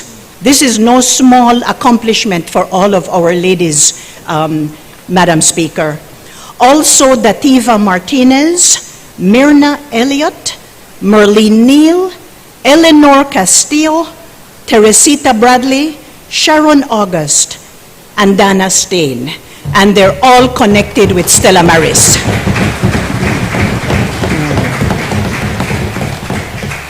Madam Speaker, I will try to be brief because we did give some information at the first reading of this bill, and I do sit here humbly this afternoon to continue to urge that we pass this disabilities bill today. It will establish the National Commission for Persons with Disabilities, and it will have, in addition to government representation, it will have representatives from the Belize Chamber of Commerce and Industry, the Social Security Board, the National Trade Union Congress, civil society organizations, and also the ex officio member of the National Commission for Persons with Disabilities, and our CEO of Human Development will chair the commission. We also want to mention at this second reading, Madam Speaker, that the functions of the commission will be various. And please allow me once more to read it into the record. It will oversee the implementation of the policy to give special attention to persons with disabilities. It will make recommendations to the government. It will coordinate and monitor the implementation of the said policy. It will monitor our compliance with the United Nations Convention and do monitoring and evaluation on the impact of our policy. It will recommend changes to existing laws, support the development of relevant programs, collect and record important data, promote and foster capacity development, promote and coordinate the employment of persons living with disabilities, produce annual reports, address grievances, and maintain, importantly, maintain a register of persons living with disabilities. There will be a registrar. There will also be the provision of appeals to the commission by a person who may be aggrieved.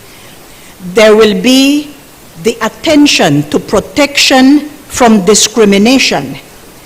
And there will also be attention to protection from exploitation, violence, and abuse. We intend, Madam Speaker, through this multi-sectoral approach to provide lifelong protection and social support for persons living with disabilities. It occurred to me, Madam Speaker, and allow me one more pause to acknowledge Ms. Karen Kane, the newly retired head of the Youth Enhancement Services. Ms. Karen is now a double amputee, but she has not given up her commitment to working for the girls and the families of this country. Although a new director has taken over at the Youth Enhancement Service, we honored Karen Kane yesterday for her many, many years of dedication and service, and we welcome her continued input and inspiration to the girls and women of this country. I'd also like to mention, I would also like to mention, Madam Speaker, that there will be access through this multi-sectoral approach to education and training, and the focus again on the right to education and training for all persons living with disability. Access of examination for persons with disability, and the ministry will make the necessary adjustments in terms of employment, health care, and also very importantly, accessibility. And it reads thus, Section 34, access to public buildings, public transport, and premises. Persons with disabilities shall have reasonable access, both indoor or outdoor, where any public service or transportation service is offered. Existing public premises shall be altered to facilitate accessibility within 12 months of the commencement of this law, and persons with disabilities are not to be charged any higher sum to access public transportation. Failure to comply will be made an offense. Now, Madam Speaker, I would like to mention that clearly accessibility to buildings would not include your Panades or Garnaches shop, but it would include public buildings, whether government or private, so that we make the reasonable adjustments. Now, we're not telling everybody that if within a year you don't put in a ramp, we're going to send you to jail. But reasonable is the operative word here.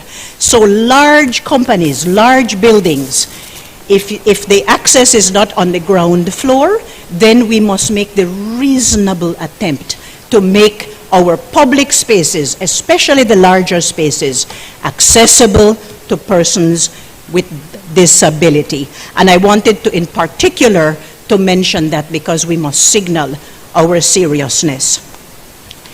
The law provides for complaints to the Commission, alternative dispute resolution, and the guiding principles as set out in the United Nations Convention on the Rights of Persons with Disabilities shall be the guiding principles in the making of any decision affecting persons with disabilities. A member of the Commission, the Tribunal, the Registrar, or any person acting under authority must maintain information obtained by virtue of the roles and responsibilities that they hold. They must hold this information in confidence and with professionalism. And finally, no action, suit, prosecution, or proceeding shall be brought against the government, the minister, the commission, tribunal, registrar, or any member of the commission acting on behalf of those named in respect of any act, neglect, or default or omission by a person or body in such capacity acting in good faith. Madam Speaker, let me wrap up by again acknowledging our special envoy who has been patient and has been here since before 10 this morning, everyone who has attended for this important legislation, and to say, Madam Speaker, that clearly this bill is not a magic bullet. However, so not every single problem will be solved overnight, but we as a country are making it crystal clear that we must focus on our persons with any kind of disability, mental, physical, emotional, in whatever form. We must give that focus, and we must commit ourselves to inclusion and equality. With that, that is my contribution at this point to the debate, Madam Speaker. And I want to thank you very much, and especially all those in the gallery.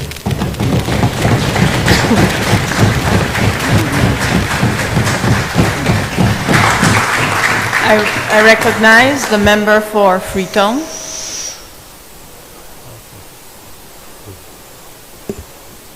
Thank you, Madam Speaker. Madam Speaker, I rise to place on record my full support for this very, very important historic bill. I want to commend the Minister of Human Development, the entire team at the Ministry of Human Development for their tireless work on this very, very important issue and for advancing this bill through consultations, through cabinet, and now here at the National Assembly. I want to, of course, place on record as well,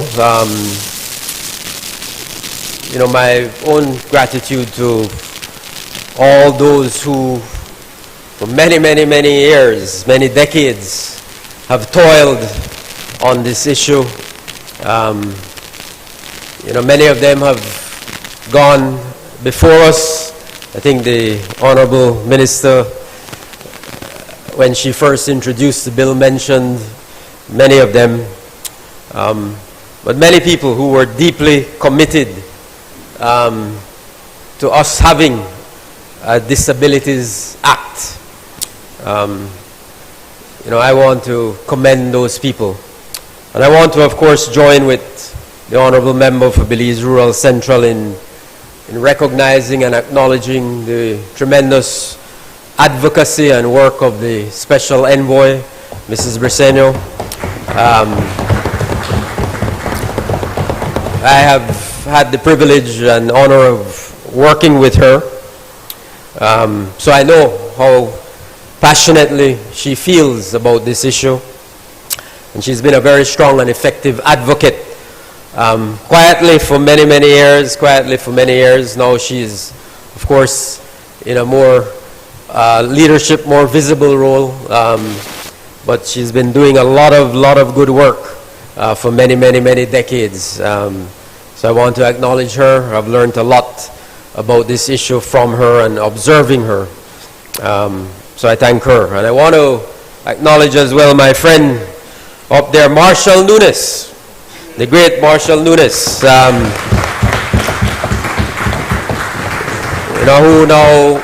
who now is, the head of the Disabilities Desk.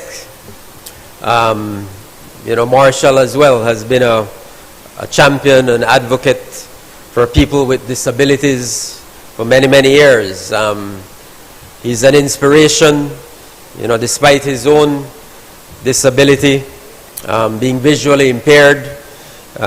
He has not missed a step.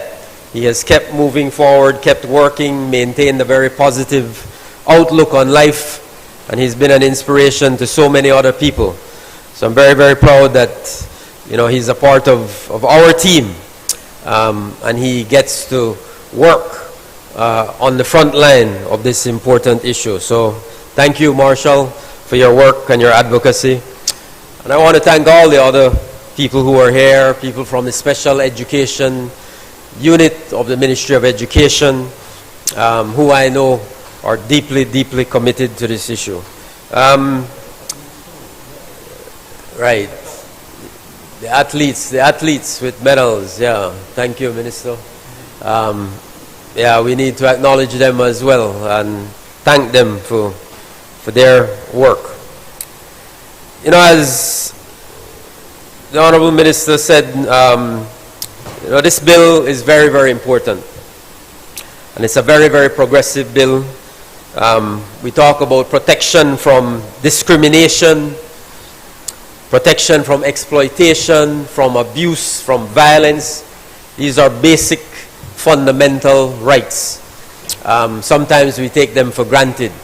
But I don't think, unless you engage with people in the disability community, unless you have a family member who is disabled, or someone, you have a friend who is disabled, I think we don't fully appreciate all the challenges that people in that community face in terms of discrimination, abuse, violence, exploitation. So it's very, very important now that we have this piece of legislation which will seek to protect them in meaningful ways. Minister mentioned as well access to education and training. Again, these are basic fundamental rights. We have to ensure that our people with disabilities have access to quality education, to opportunities for training. Very, very important. Employment. We have to make sure, sometimes we send them, we equip them with school, we equip them with skills, we make sure that they go to school, they even get into high school, but then they come out of high school and, there are no opportunities for them to work, to find meaningful employment. So again, this is something that's an important and integral component of this bill. Health care, something again we may take for granted. They have to have access to health care. Very, very important. Equal access to health care.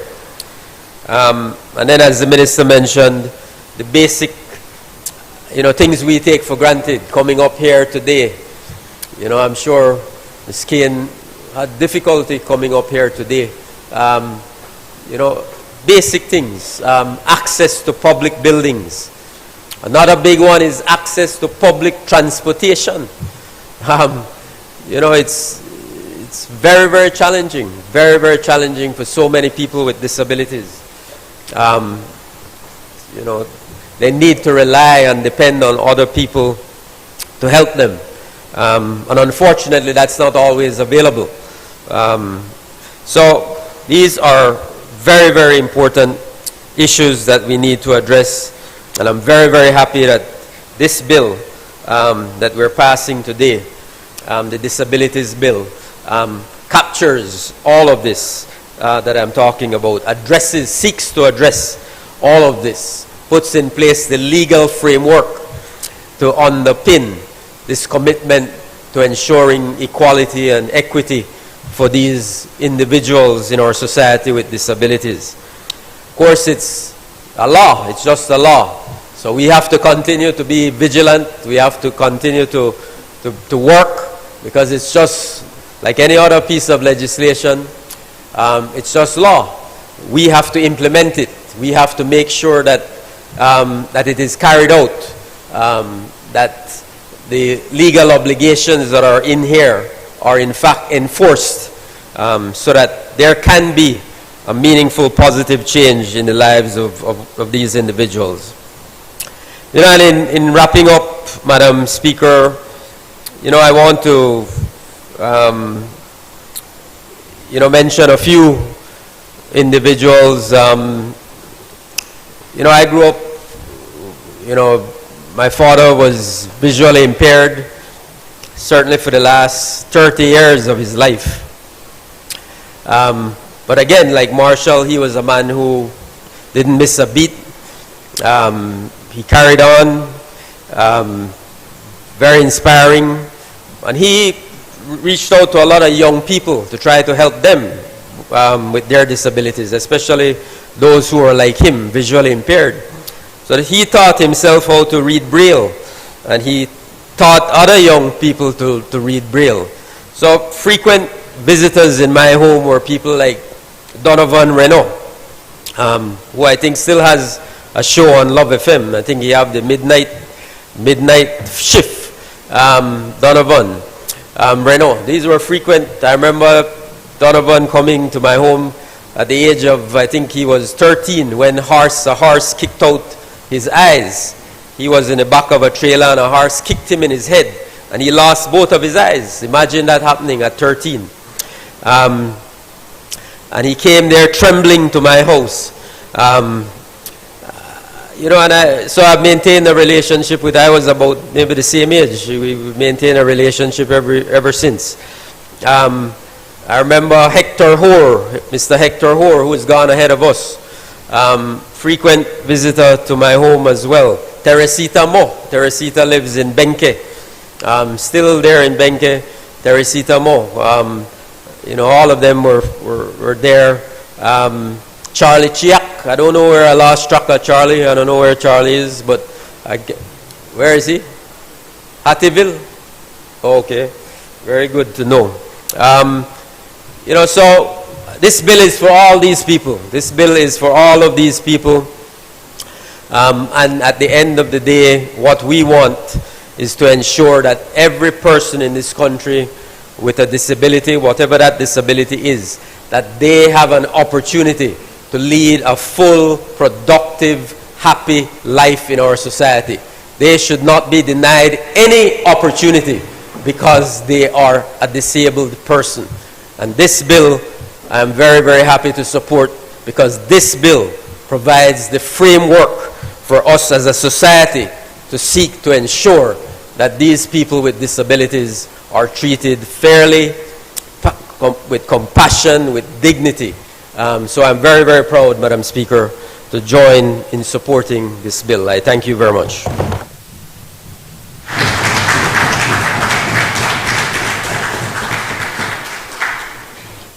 Minister?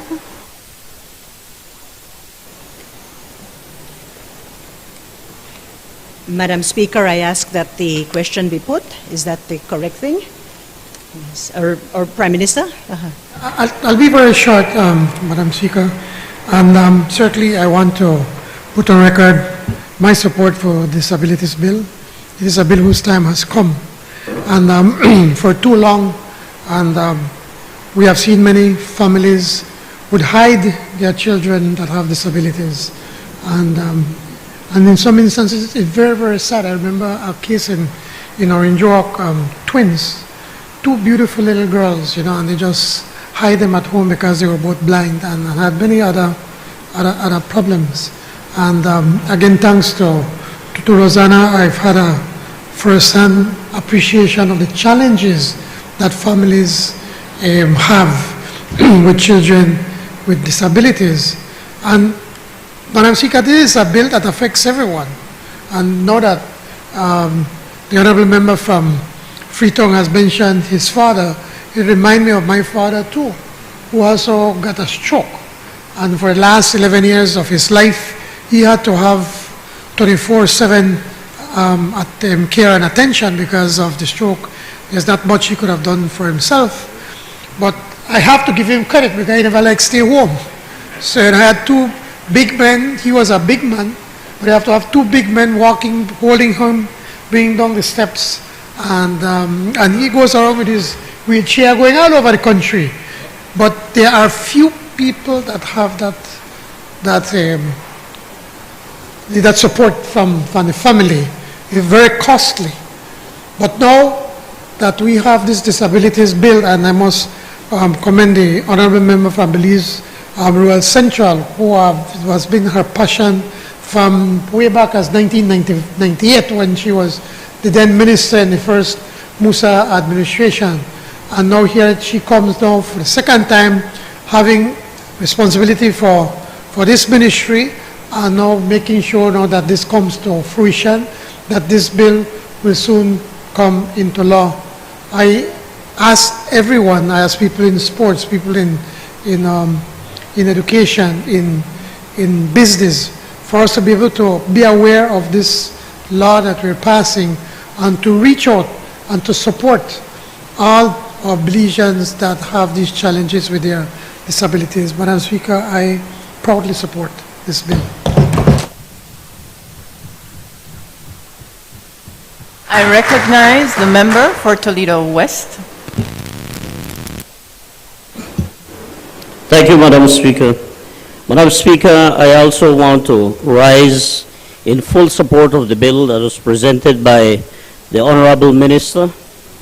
Madam Speaker, as a former educator and somebody who spent a lot of time, working with students and persons who were in one way or the other affected by certain disabilities, I want to say that today is a very progressive day, and it is a day that is going to go down in history as this government, took the bold step to ensure that we put in place the necessary legislation to protect all persons, who have some form of disability, and essentially saying and, making it known that under the Constitution, all persons, all Belizeans, whether you have a disability or not, we're all equal before the Constitution.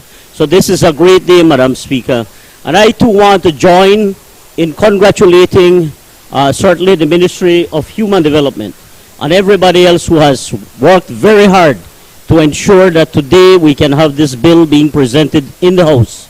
I also want to thank and recognize all the advocates, all the NGOs, civil society, and everyone else who worked very hard, to support this entire process.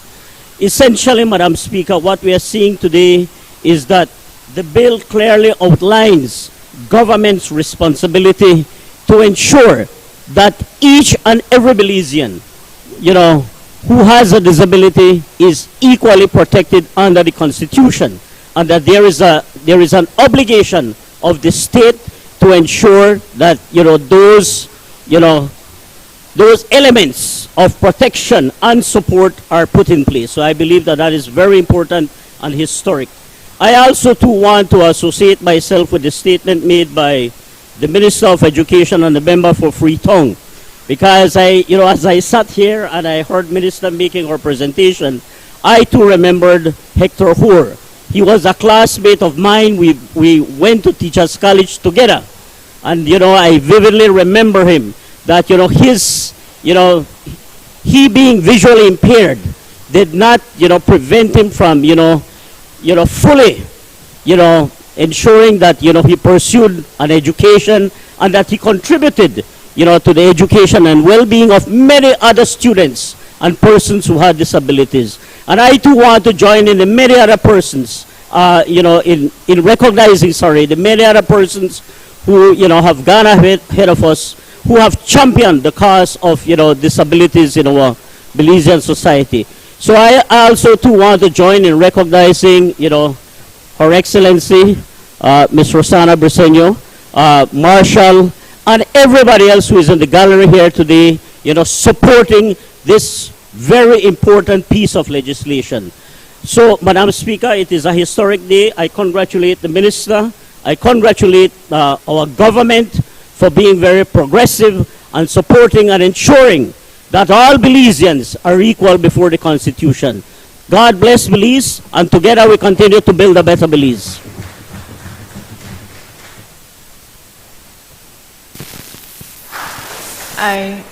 I recognize the Minister. Madam Speaker, thank you very much, everyone. Before moving the second reading, Madam Speaker, I would just like to acknowledge that the valedictorian at Wesley College, Alyssa Fisher, who is visually impaired, is here today.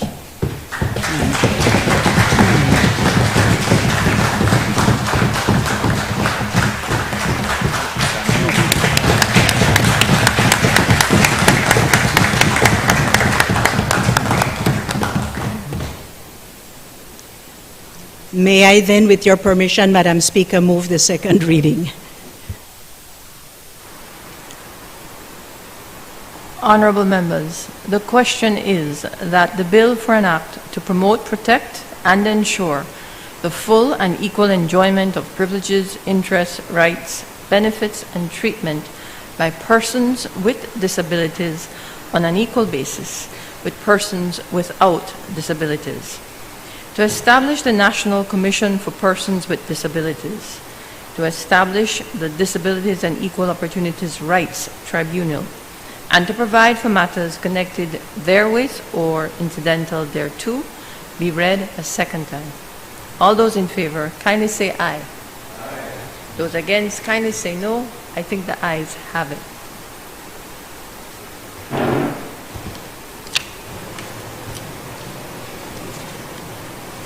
The bill for an act to promote, protect, and ensure the full and equal enjoyment of privileges, rights, interests, benefit, and treatment by persons with disability on an equal basis with persons without disability, to establish the National Commission for Persons with Disabilities, to establish the Disabilities and Equal Opportunity Rights Tribunal and to provide for matters connected therewith or incidental thereto. I recognize the Honourable Minister of Human Development, Families and Indigenous Peoples Affairs. Madam Speaker,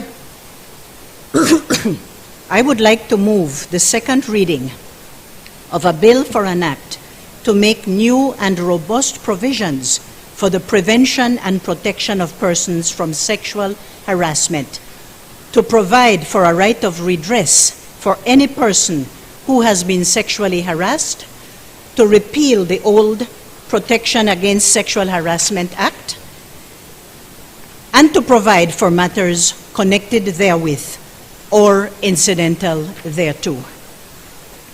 Madam Speaker, it's been a long time in coming. This new act, because the old one was from back in the 1990s, but this bill, the new one, Madam Speaker, seeks to address and enhance measures concerning sexual harassment, aiming to update the existing law to meet the changing needs of society. Unlike the current Protection Against Sexual Harassment Act, which deals specifically with sexual harassment in employment, accommodation, and institutions, the new bill addresses sexual harassment also in the workplace, as well as other circumstances or business transactions. Madam Speaker, this bill includes the cyberbullying and photos and unwelcome messages that are now a part of the social media phenomenon here in the 21st century.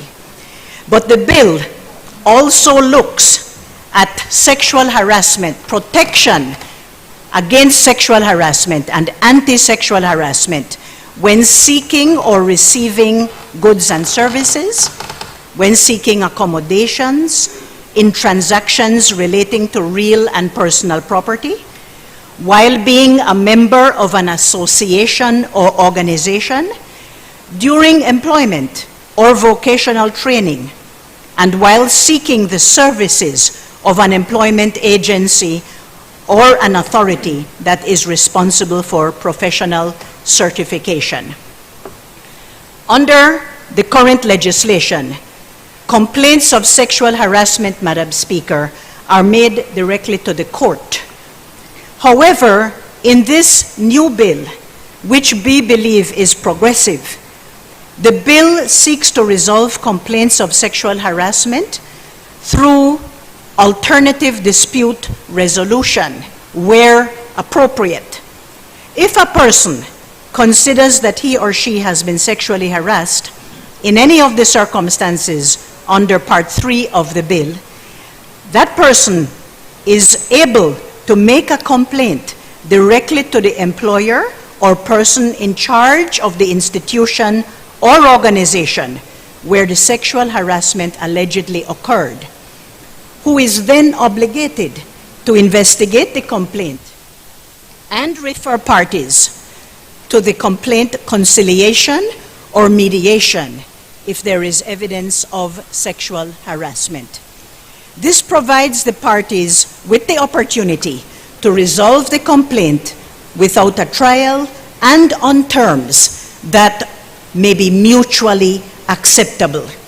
Madam Speaker, to safeguard against bias and to ensure that a person alleging sexual harassment against a person that is not employed by the other person, the bill also allows for complaints of sexual harassment in those instances to be made directly to the court. Complaints of sexual harassment in any of the circumstances in Part 3 of the bill that goes before the court are dealt with as a civil matter, and the court therefore has the power to make orders as to costs, damages, or any other order, direction, or declaration. There is sufficient flexibility in the bill, Madam Speaker, that one can look for a section where the specific complaint would come under and be able to have recourse in that regard. Complaints of sexual harassment that are not in relation to the circumstances specified in that part of the Act are triable summarily in the Magistrates' Court. Similar to Section 4 of the current bill, which is going to be the outgoing one, Clause 16 of this bill holds an employer liable for acts of sexual harassment by an employee or agent of the employer. However, the liability of the employer is not automatic, and the employer is not strictly liable for the actions of his employee or agent unless it is shown that the act of sexual harassment occurred during employment and that the employer knew of the sexual harassment and failed to take steps to prevent the continuation thereof. Madam Speaker, again, we are signaling the seriousness with which we take this matter. And believe me, Madam Speaker, this whole issue of sexual harassment is alive and well. And just as we are taking action in relation to the criminals in society, we also have to take action against those people who believe that they can get away with harassing people in a sexual nature. Other salient features of the bill would include the obligation of the employer to implement a sexual harassment policy, and the bill provides a template for that, and to maintain a register of complaints made. Again, Madam Speaker, this would not apply to your mommy and daddy panade shop, but it would apply to large businesses. It will apply to government. It will apply to the private sector to make sure that across the board we are signaling that we are serious. We can also hold persons criminally liable for making a false complaint, so that we have to put in the law as well. And we also, we also make it an offense to victimize a person who has made a complaint of sexual harassment or to pressure someone to engage in sexual harassment. Madam Speaker, let's be serious, and I ask our House of Representatives today to support this new bill. Again, it is progressive. It sends the signals that we need to follow through. As with the disability legislation, it's not a magic bullet, but if we are serious about protecting people from sexual harassment, then let us do this today. I'd like to thank everyone again for supporting. I ask the members on this side of the House. It's so unfortunate that we don't have members from the other side here today. But you know what? That ain't going to stop the work of this government.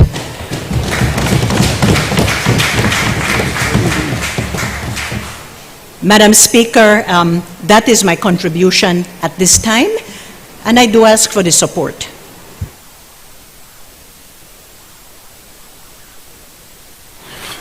I recognize the Prime Minister. Thank you, Madam Speaker. Again, this is a part of the work that we had already on Plan Belize, and again, work that the Honorable Minister has started way back in 1998. It's unfortunate that it took so long to be able to bring it to the House, but it's something whose time has come. And, and sexual harassment is mostly against women, but also men are also sexually harassed, so we have to also take that into consideration. So this is something that protects everybody, both men, women, at home, in the workplace, in public, wherever it is. And in school, yes, exactly, in school, where a lot of times we get complaints from parents about the harassment of their children in school, mostly daughters, but children in general.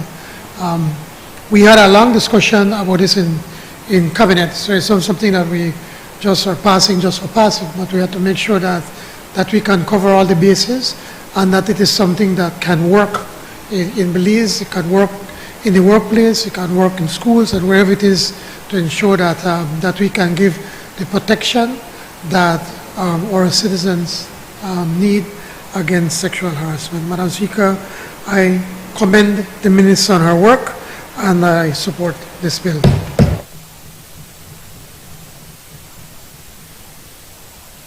Minister.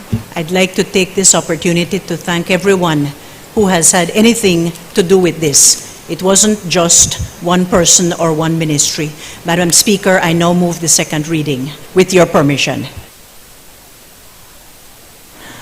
Honourable members, the question is that the bill for an act to make new and robust provisions for the prevention and protection of persons from sexual harassment, to provide for a right of redress for any person who has been sexually harassed, to repeat the Protection Against Sexual Harassment Act, to repeal the Protection Against Sexual Harassment Act, Chapter 107 of the Substantive Laws of Belize, Revised Edition 2020, and to provide for matters connected therewith or incidental thereto be read a second time. All those in favor, kindly say aye. Aye. Those against, kindly say no.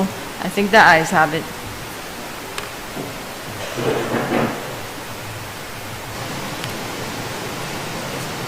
The bill for an act to make new and robust provisions for the prevention and protection of persons from sexual harassment, to provide for a right of redress for any person who has been sexually harassed, to repeal the Protection Against Sexual Harassment Act, Chapter 107 of the Substantive Laws of Belize, Revised Edition 2020, and to provide for matters connected therewith or incidental thereto.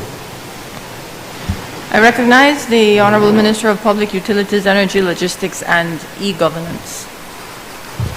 Madam Speaker, this is the Southern Deep Port Development Facility Bill 2024.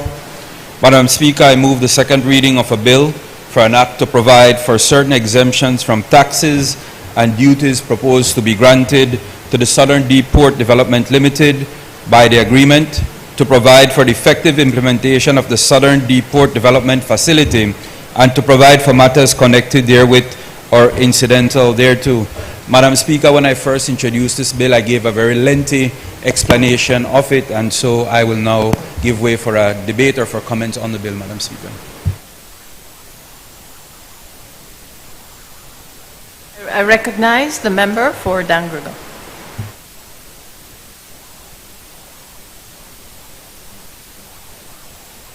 Thank you, Madam Speaker. A pleasant afternoon to colleagues and to all in the gallery.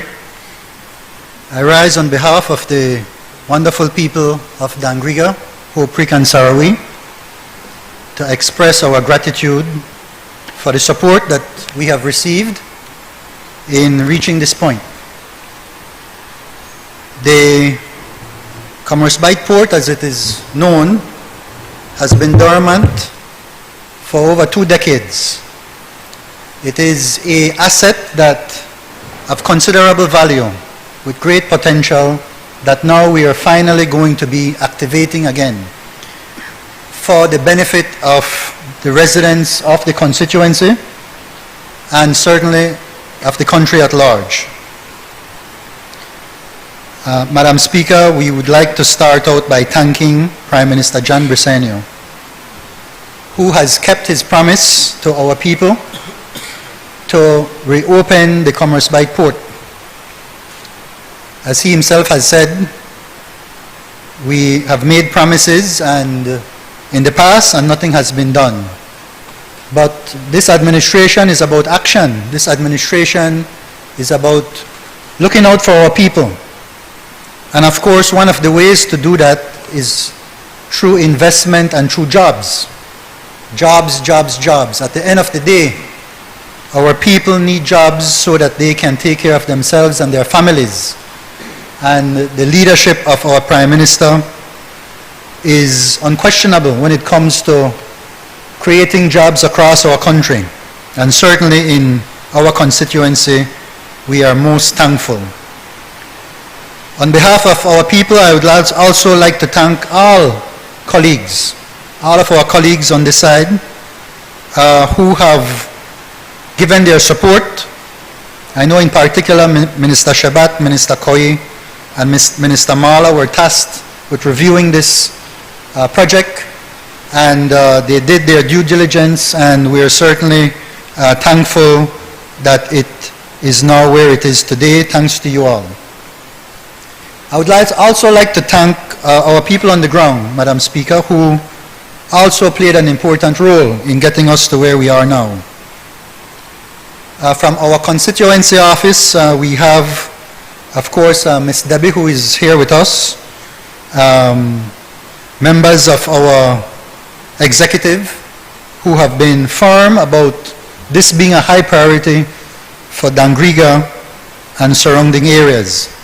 Our elders in our community, today we have Aunt Elder with us, who is one of the persons in our community highly respected and has been a stalwart in promoting all these things that we have been doing. So thank you, Aunt Elder. Thank you very much for your leadership. Of course, other members who could not make it here today, I would like to thank them. Aunt Fel, Mr. Eligio, Mayor Kashan, Mr. and Mrs. Roy Cayetano, Phyllis Cayetano, have also been very, very firm about the things that we need to get done in Dangriga. I appreciate that they have reminded me constantly that these are the things we need to do. Huh? Yes. And so, I also want to thank the Southern Workers Union, who came on board very early, and led by Mr. Lewis and his team, they have been very, very adamant about the reopening of the Commerce Bight Port, and we're here finally, at the final stages. Of course, the investor, Mr. Basilio, and his team, who took the step to put the resources where we need it most to get this thing off the ground. I will just close briefly here now, Madam Speaker, by just saying that the impact on our community is going to be significant. We cannot overstate this in terms of the number of jobs, employment that will be created, the connection with the multi-purpose park. Again, thank you, Minister Mala, for leading there again with the soon-to-be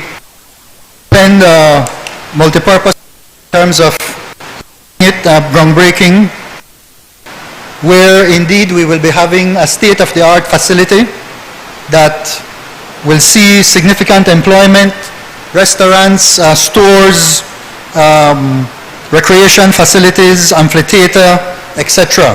That will link up very well with this project, with the small cruise ships that are coming in. These are people who spend quite a bit more than the larger cruise ships, and so we want to have those facilities in place of international standards that we will be able then to serve our international visitors and, of course, our local visitors as well. We know many times that when people come to the south, myself, my colleague from Stann Creek West, Honorable Ferguson, we know that people bypass Dangriga and they go to other places that are more developed, like Hopkins and Placencia.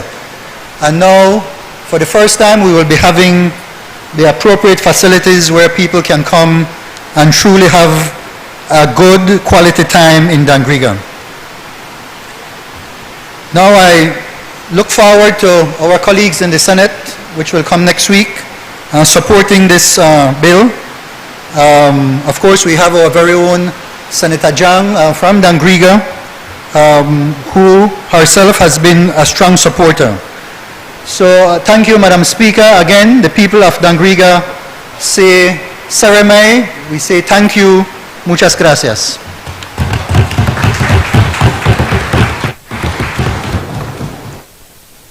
I recognize the member for Stann Creek. Madam Speaker, I also rise to support this venture. And they say when your leadership have no vision, the people perish. Dr. Zab has become the representative for Dangriga, and we see some significant stride And I could remember that port was open, it was about 25 years ago, it closed its doors. And most of the stevedores were from the town of Dangriga. Ever since it was closed, they were clamoring for it to be open. And now it's a time for that to be done. Especially with the decline of the citrus industry, that is a testament that the representative is trying to make sure he provides jobs for the people of Dangriga. And I sure he also spin off to Stankwickwest because we are neighboring constituencies, and whatever we have, we share together. So I want to say that I support this initiative 100%. I recognize the member for Toledo West. Thank you very much, Madam Speaker. Madam Speaker, I also rise in full support of this bill, and I want to say that I am very happy that the day has come that this concept, this idea, has finally come to fruition. And I want to congratulate Minister Shabat, the member for Cayo North, for his vision, certainly for all the people at his ministry who have toiled and worked very hard, to ensure that, this bill comes today to the House. And everyone else involved, certainly the investor, this is significant for Dangriga. I can recall, campaigning 2008 onwards. And every time we went to an election in Dangriga, the cry was, we want the port to come back. We want the port to come back. And finally today, historically, under People's United Party government, we are delivering on that promise to the people of Dangriga, Madam Speaker. As my other colleagues have said, certainly it is going to create, a great level of economic activity for the town of Dangriga in so many aspects. Tourism is going to certainly increase. We're going to see, the business people, certainly seeing better economic activities, whether it is the restaurants, whether it is the promoters who promote the culture. Dangriga is such a very wonderful place, rich in culture. And I am certain that, the people of Dangriga are going to ensure that they maximize this opportunity, to portray to the world what a wonderful and beautiful culture Dangriga has as a part of our country. But, Madam Speaker, I think it would be remiss of me not to recognize and to thank one of our very own who sadly went ahead of us a couple days ago, and that is the Honorable Mike Espat. I want to truly recognize him and thank him for his great efforts, because Honorable Mike Espat was always a part of the discussion and was always an advocate to support the reopening of the Dangriga ports. So, Brother Mike, I know you're smiling, you're watching at us. We thank you and we salute you. We will always remember you. May God continue to bless Belize and Dangriga, and I salute and congratulate Honorable Shabat for this wonderful bill. Thank you. Minister? I move the question. Honorable members, the question is that the bill for an act to provide for certain exemptions from taxes and duties proposed to be granted to the Southern Deep Port Development Limited by the agreement to provide for the effective implementation of the Southern Deep Port Development Facility and to provide for matters connected therewith or incidental thereto be read a second time. All those in favor, kindly say aye. Aye. Those against, kindly say no. I think the ayes have it.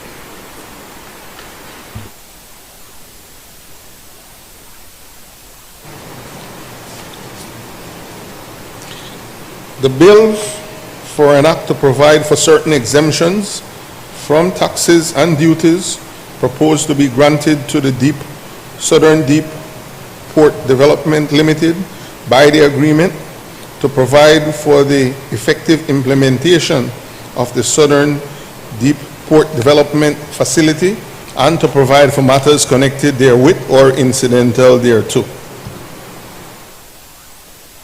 Committee of the Whole House on Bills.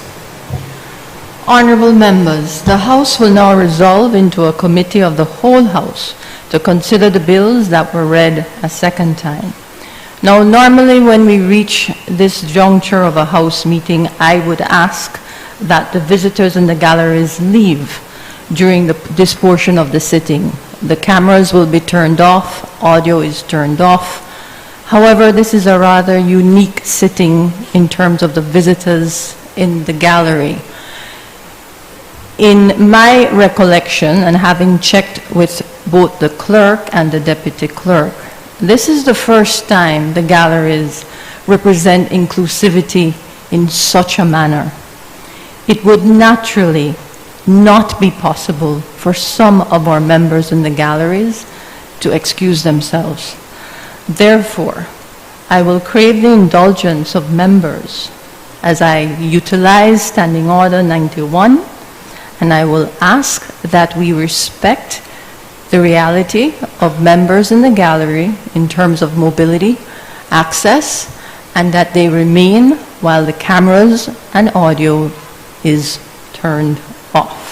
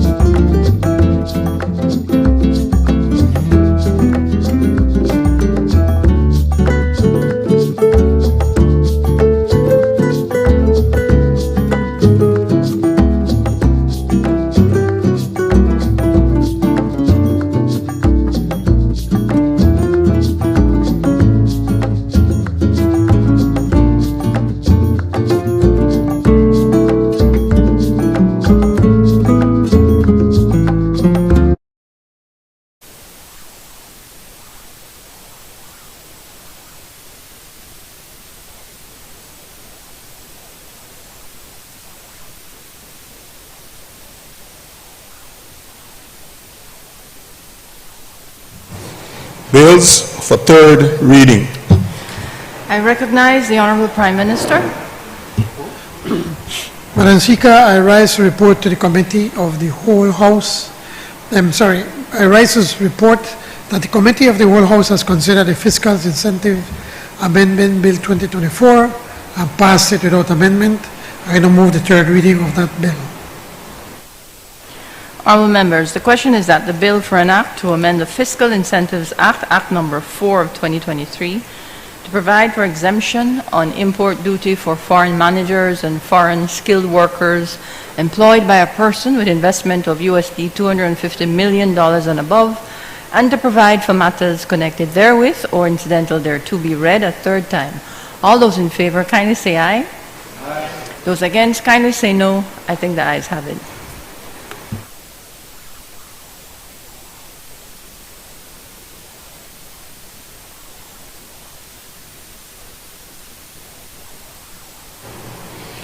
The bill for an act to amend the Fiscal Incentive Act, Act Number 4 of 2023, to provide for the exemption on import duty for foreign managers and foreign skilled workers employed by a person with investment of US $250 million and above, and to provide for matters connected therewith or incidental thereto.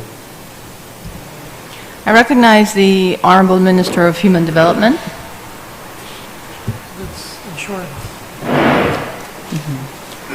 Madam Speaker, I rise to report that the Committee of the Whole House has considered the Disabilities Bill 2024 and passed it without amendment. I now move the third reading of that bill.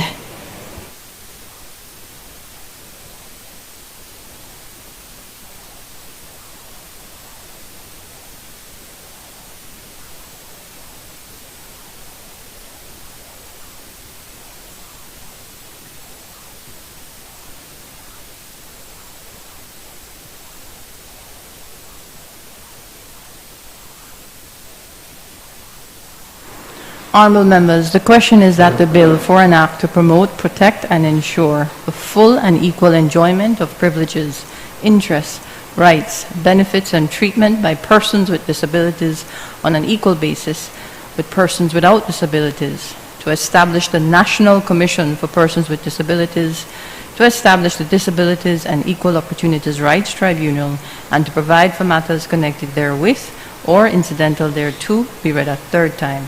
All those in favor kindly say aye. Aye. Those against kindly say no. I think the ayes have it.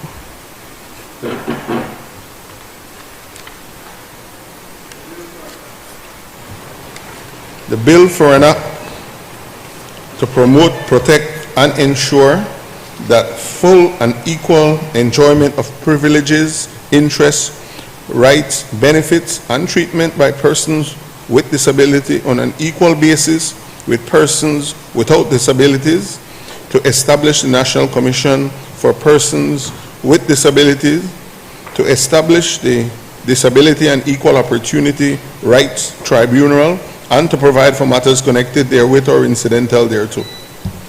I recognize the Honourable Prime Minister. Madam Speaker, I rise to report that the Committee of the Whole House has considered the Insurance Amendment Bill 2024, passed it without amendment. Honourable members, the question is that the bill...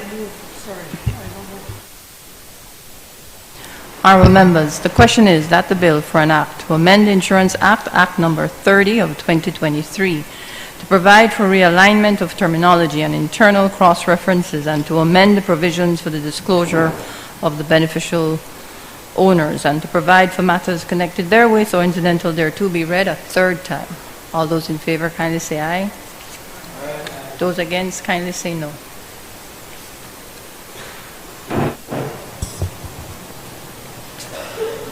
The bill for an act to amend the Insurance Act, Act Number 30 of 2023, to provide for realignment of terminology and internal cross-references and to amend the provisions for the disclosure of beneficial owners and to provide for matters connected therewith or incidental thereto. Honourable members, I recognize the Honourable Minister of Human Development, Families and Indigenous Peoples Affairs. Madam Speaker, I rise to report that the committee, I rise to report that the Committee of the Whole House has considered the Anti-Sexual Harassment Bill 2024 and passed it with amendments. I now move the third reading of that bill. Honourable members, the question is that the bill for an act to make new and robust provisions for the prevention and protection of persons from sexual harassment, to provide for a right of redress for any person who has been sexually harassed, to repeal the Protection Against Sexual Harassment Act, Chapter 107 of the Substantive Laws of Belize Revised, Edition 2020, and to provide for matters connected therewith or incidental thereto, be read a third time. All those in favour, kindly say aye. Aye. Those against, kindly say no. I think the ayes have it.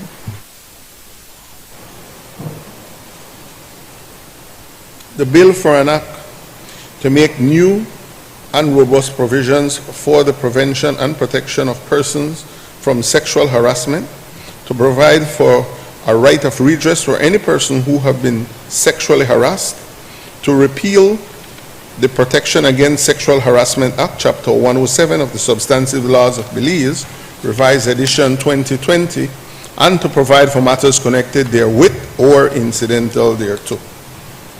I recognize the Minister of Public Utilities, Energy, Logistics and E-Governance. Madam Speaker, I rise to report that the Committee of the Whole House has considered the Southern Deepport Development Facility Bill 2024 and passed it with amendments. I now move the third reading of that bill. Honourable members, the question is that the bill for an act to provide for certain exemptions from taxes and duties proposed to be granted to the Southern Deepport Development Limited by the agreement to provide for the effective implementation of the Southern Deepport Development Facility and to provide for matters connected therewith or incidental thereto be read a third time. All those in favour, kindly say aye. Aye. Those against, kindly say no. I think the ayes have it.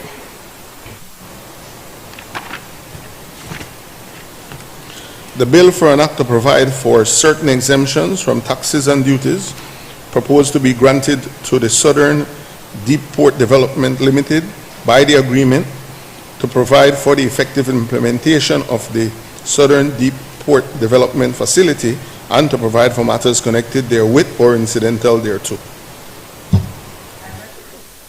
Recognize the Honourable Prime Minister. Madam Speaker, I move that the House do now adjourn. Honourable members, before I put the question, I would like to acknowledge the names and where they came from, the sign interpreters. It has been a historic day in more than one level, but the sign interpretation has allowed the House meeting, the full House meeting, to reach Belizeans who simply would not have been able to follow today's proceedings. Those interpreters are Mr. Nathaniel Davis, who has a degree in interpreting, and he's from Cayo. He can raise his hand so that those in the chamber. We have Kristen Hernandez, a young woman who spent her first year interpreting for students in Orange Walk. Kristen, you can stand. And we have Robert Garbett, who has been an advocate for the deaf community for many years. He learned sign language as a teenager and has been active in the community ever since.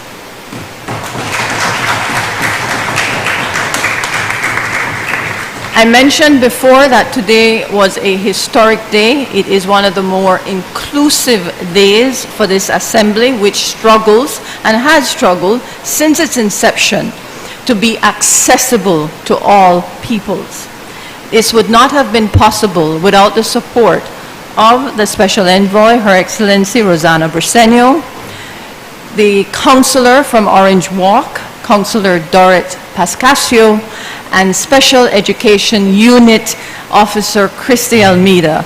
The Office of the Speaker has worked very closely with these three individuals in trying to get sign interpretation introduced to the National Assembly, but more importantly to ensure that we could have had members from the disability community present both at the last meeting and this meeting. So I thank you.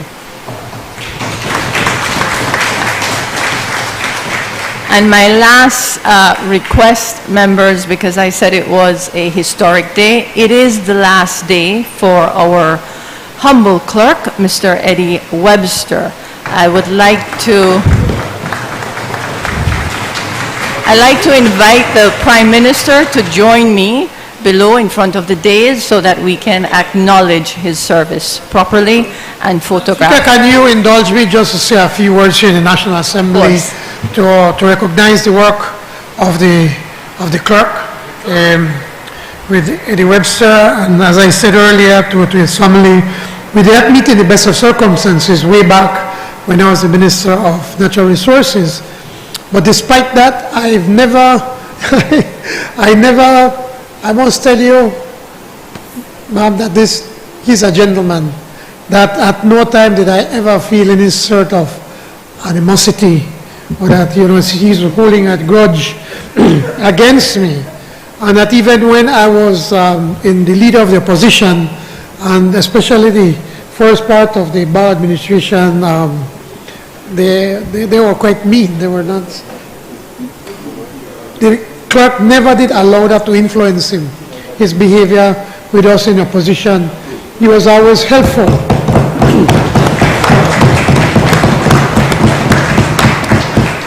And kind, that I never felt, any sort of, my turn, no?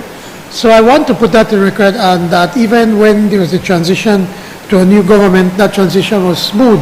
And you immediately said, well, you're here to work with the government of the day.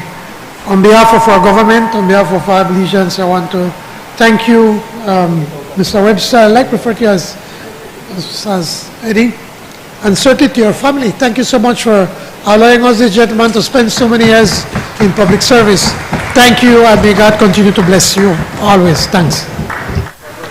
I will invite the Prime Minister as we hand over a plaque of appreciation on behalf of the presiding officers, the parliamentarians, the staff of the National Assembly. And then I will quickly move to close so that, of course, Mr. Webster, your family can join you for official photos inside the chamber, as well as the staff.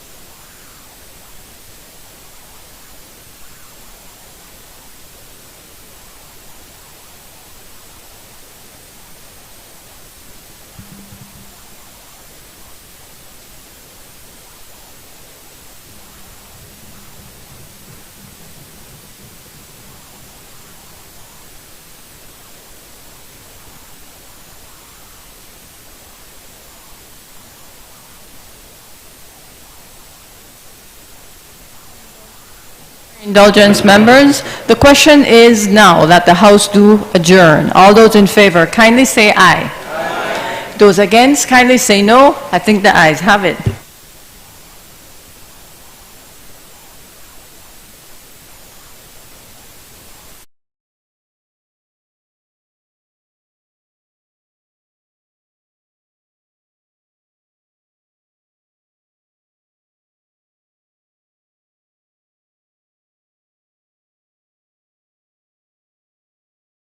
Thank you.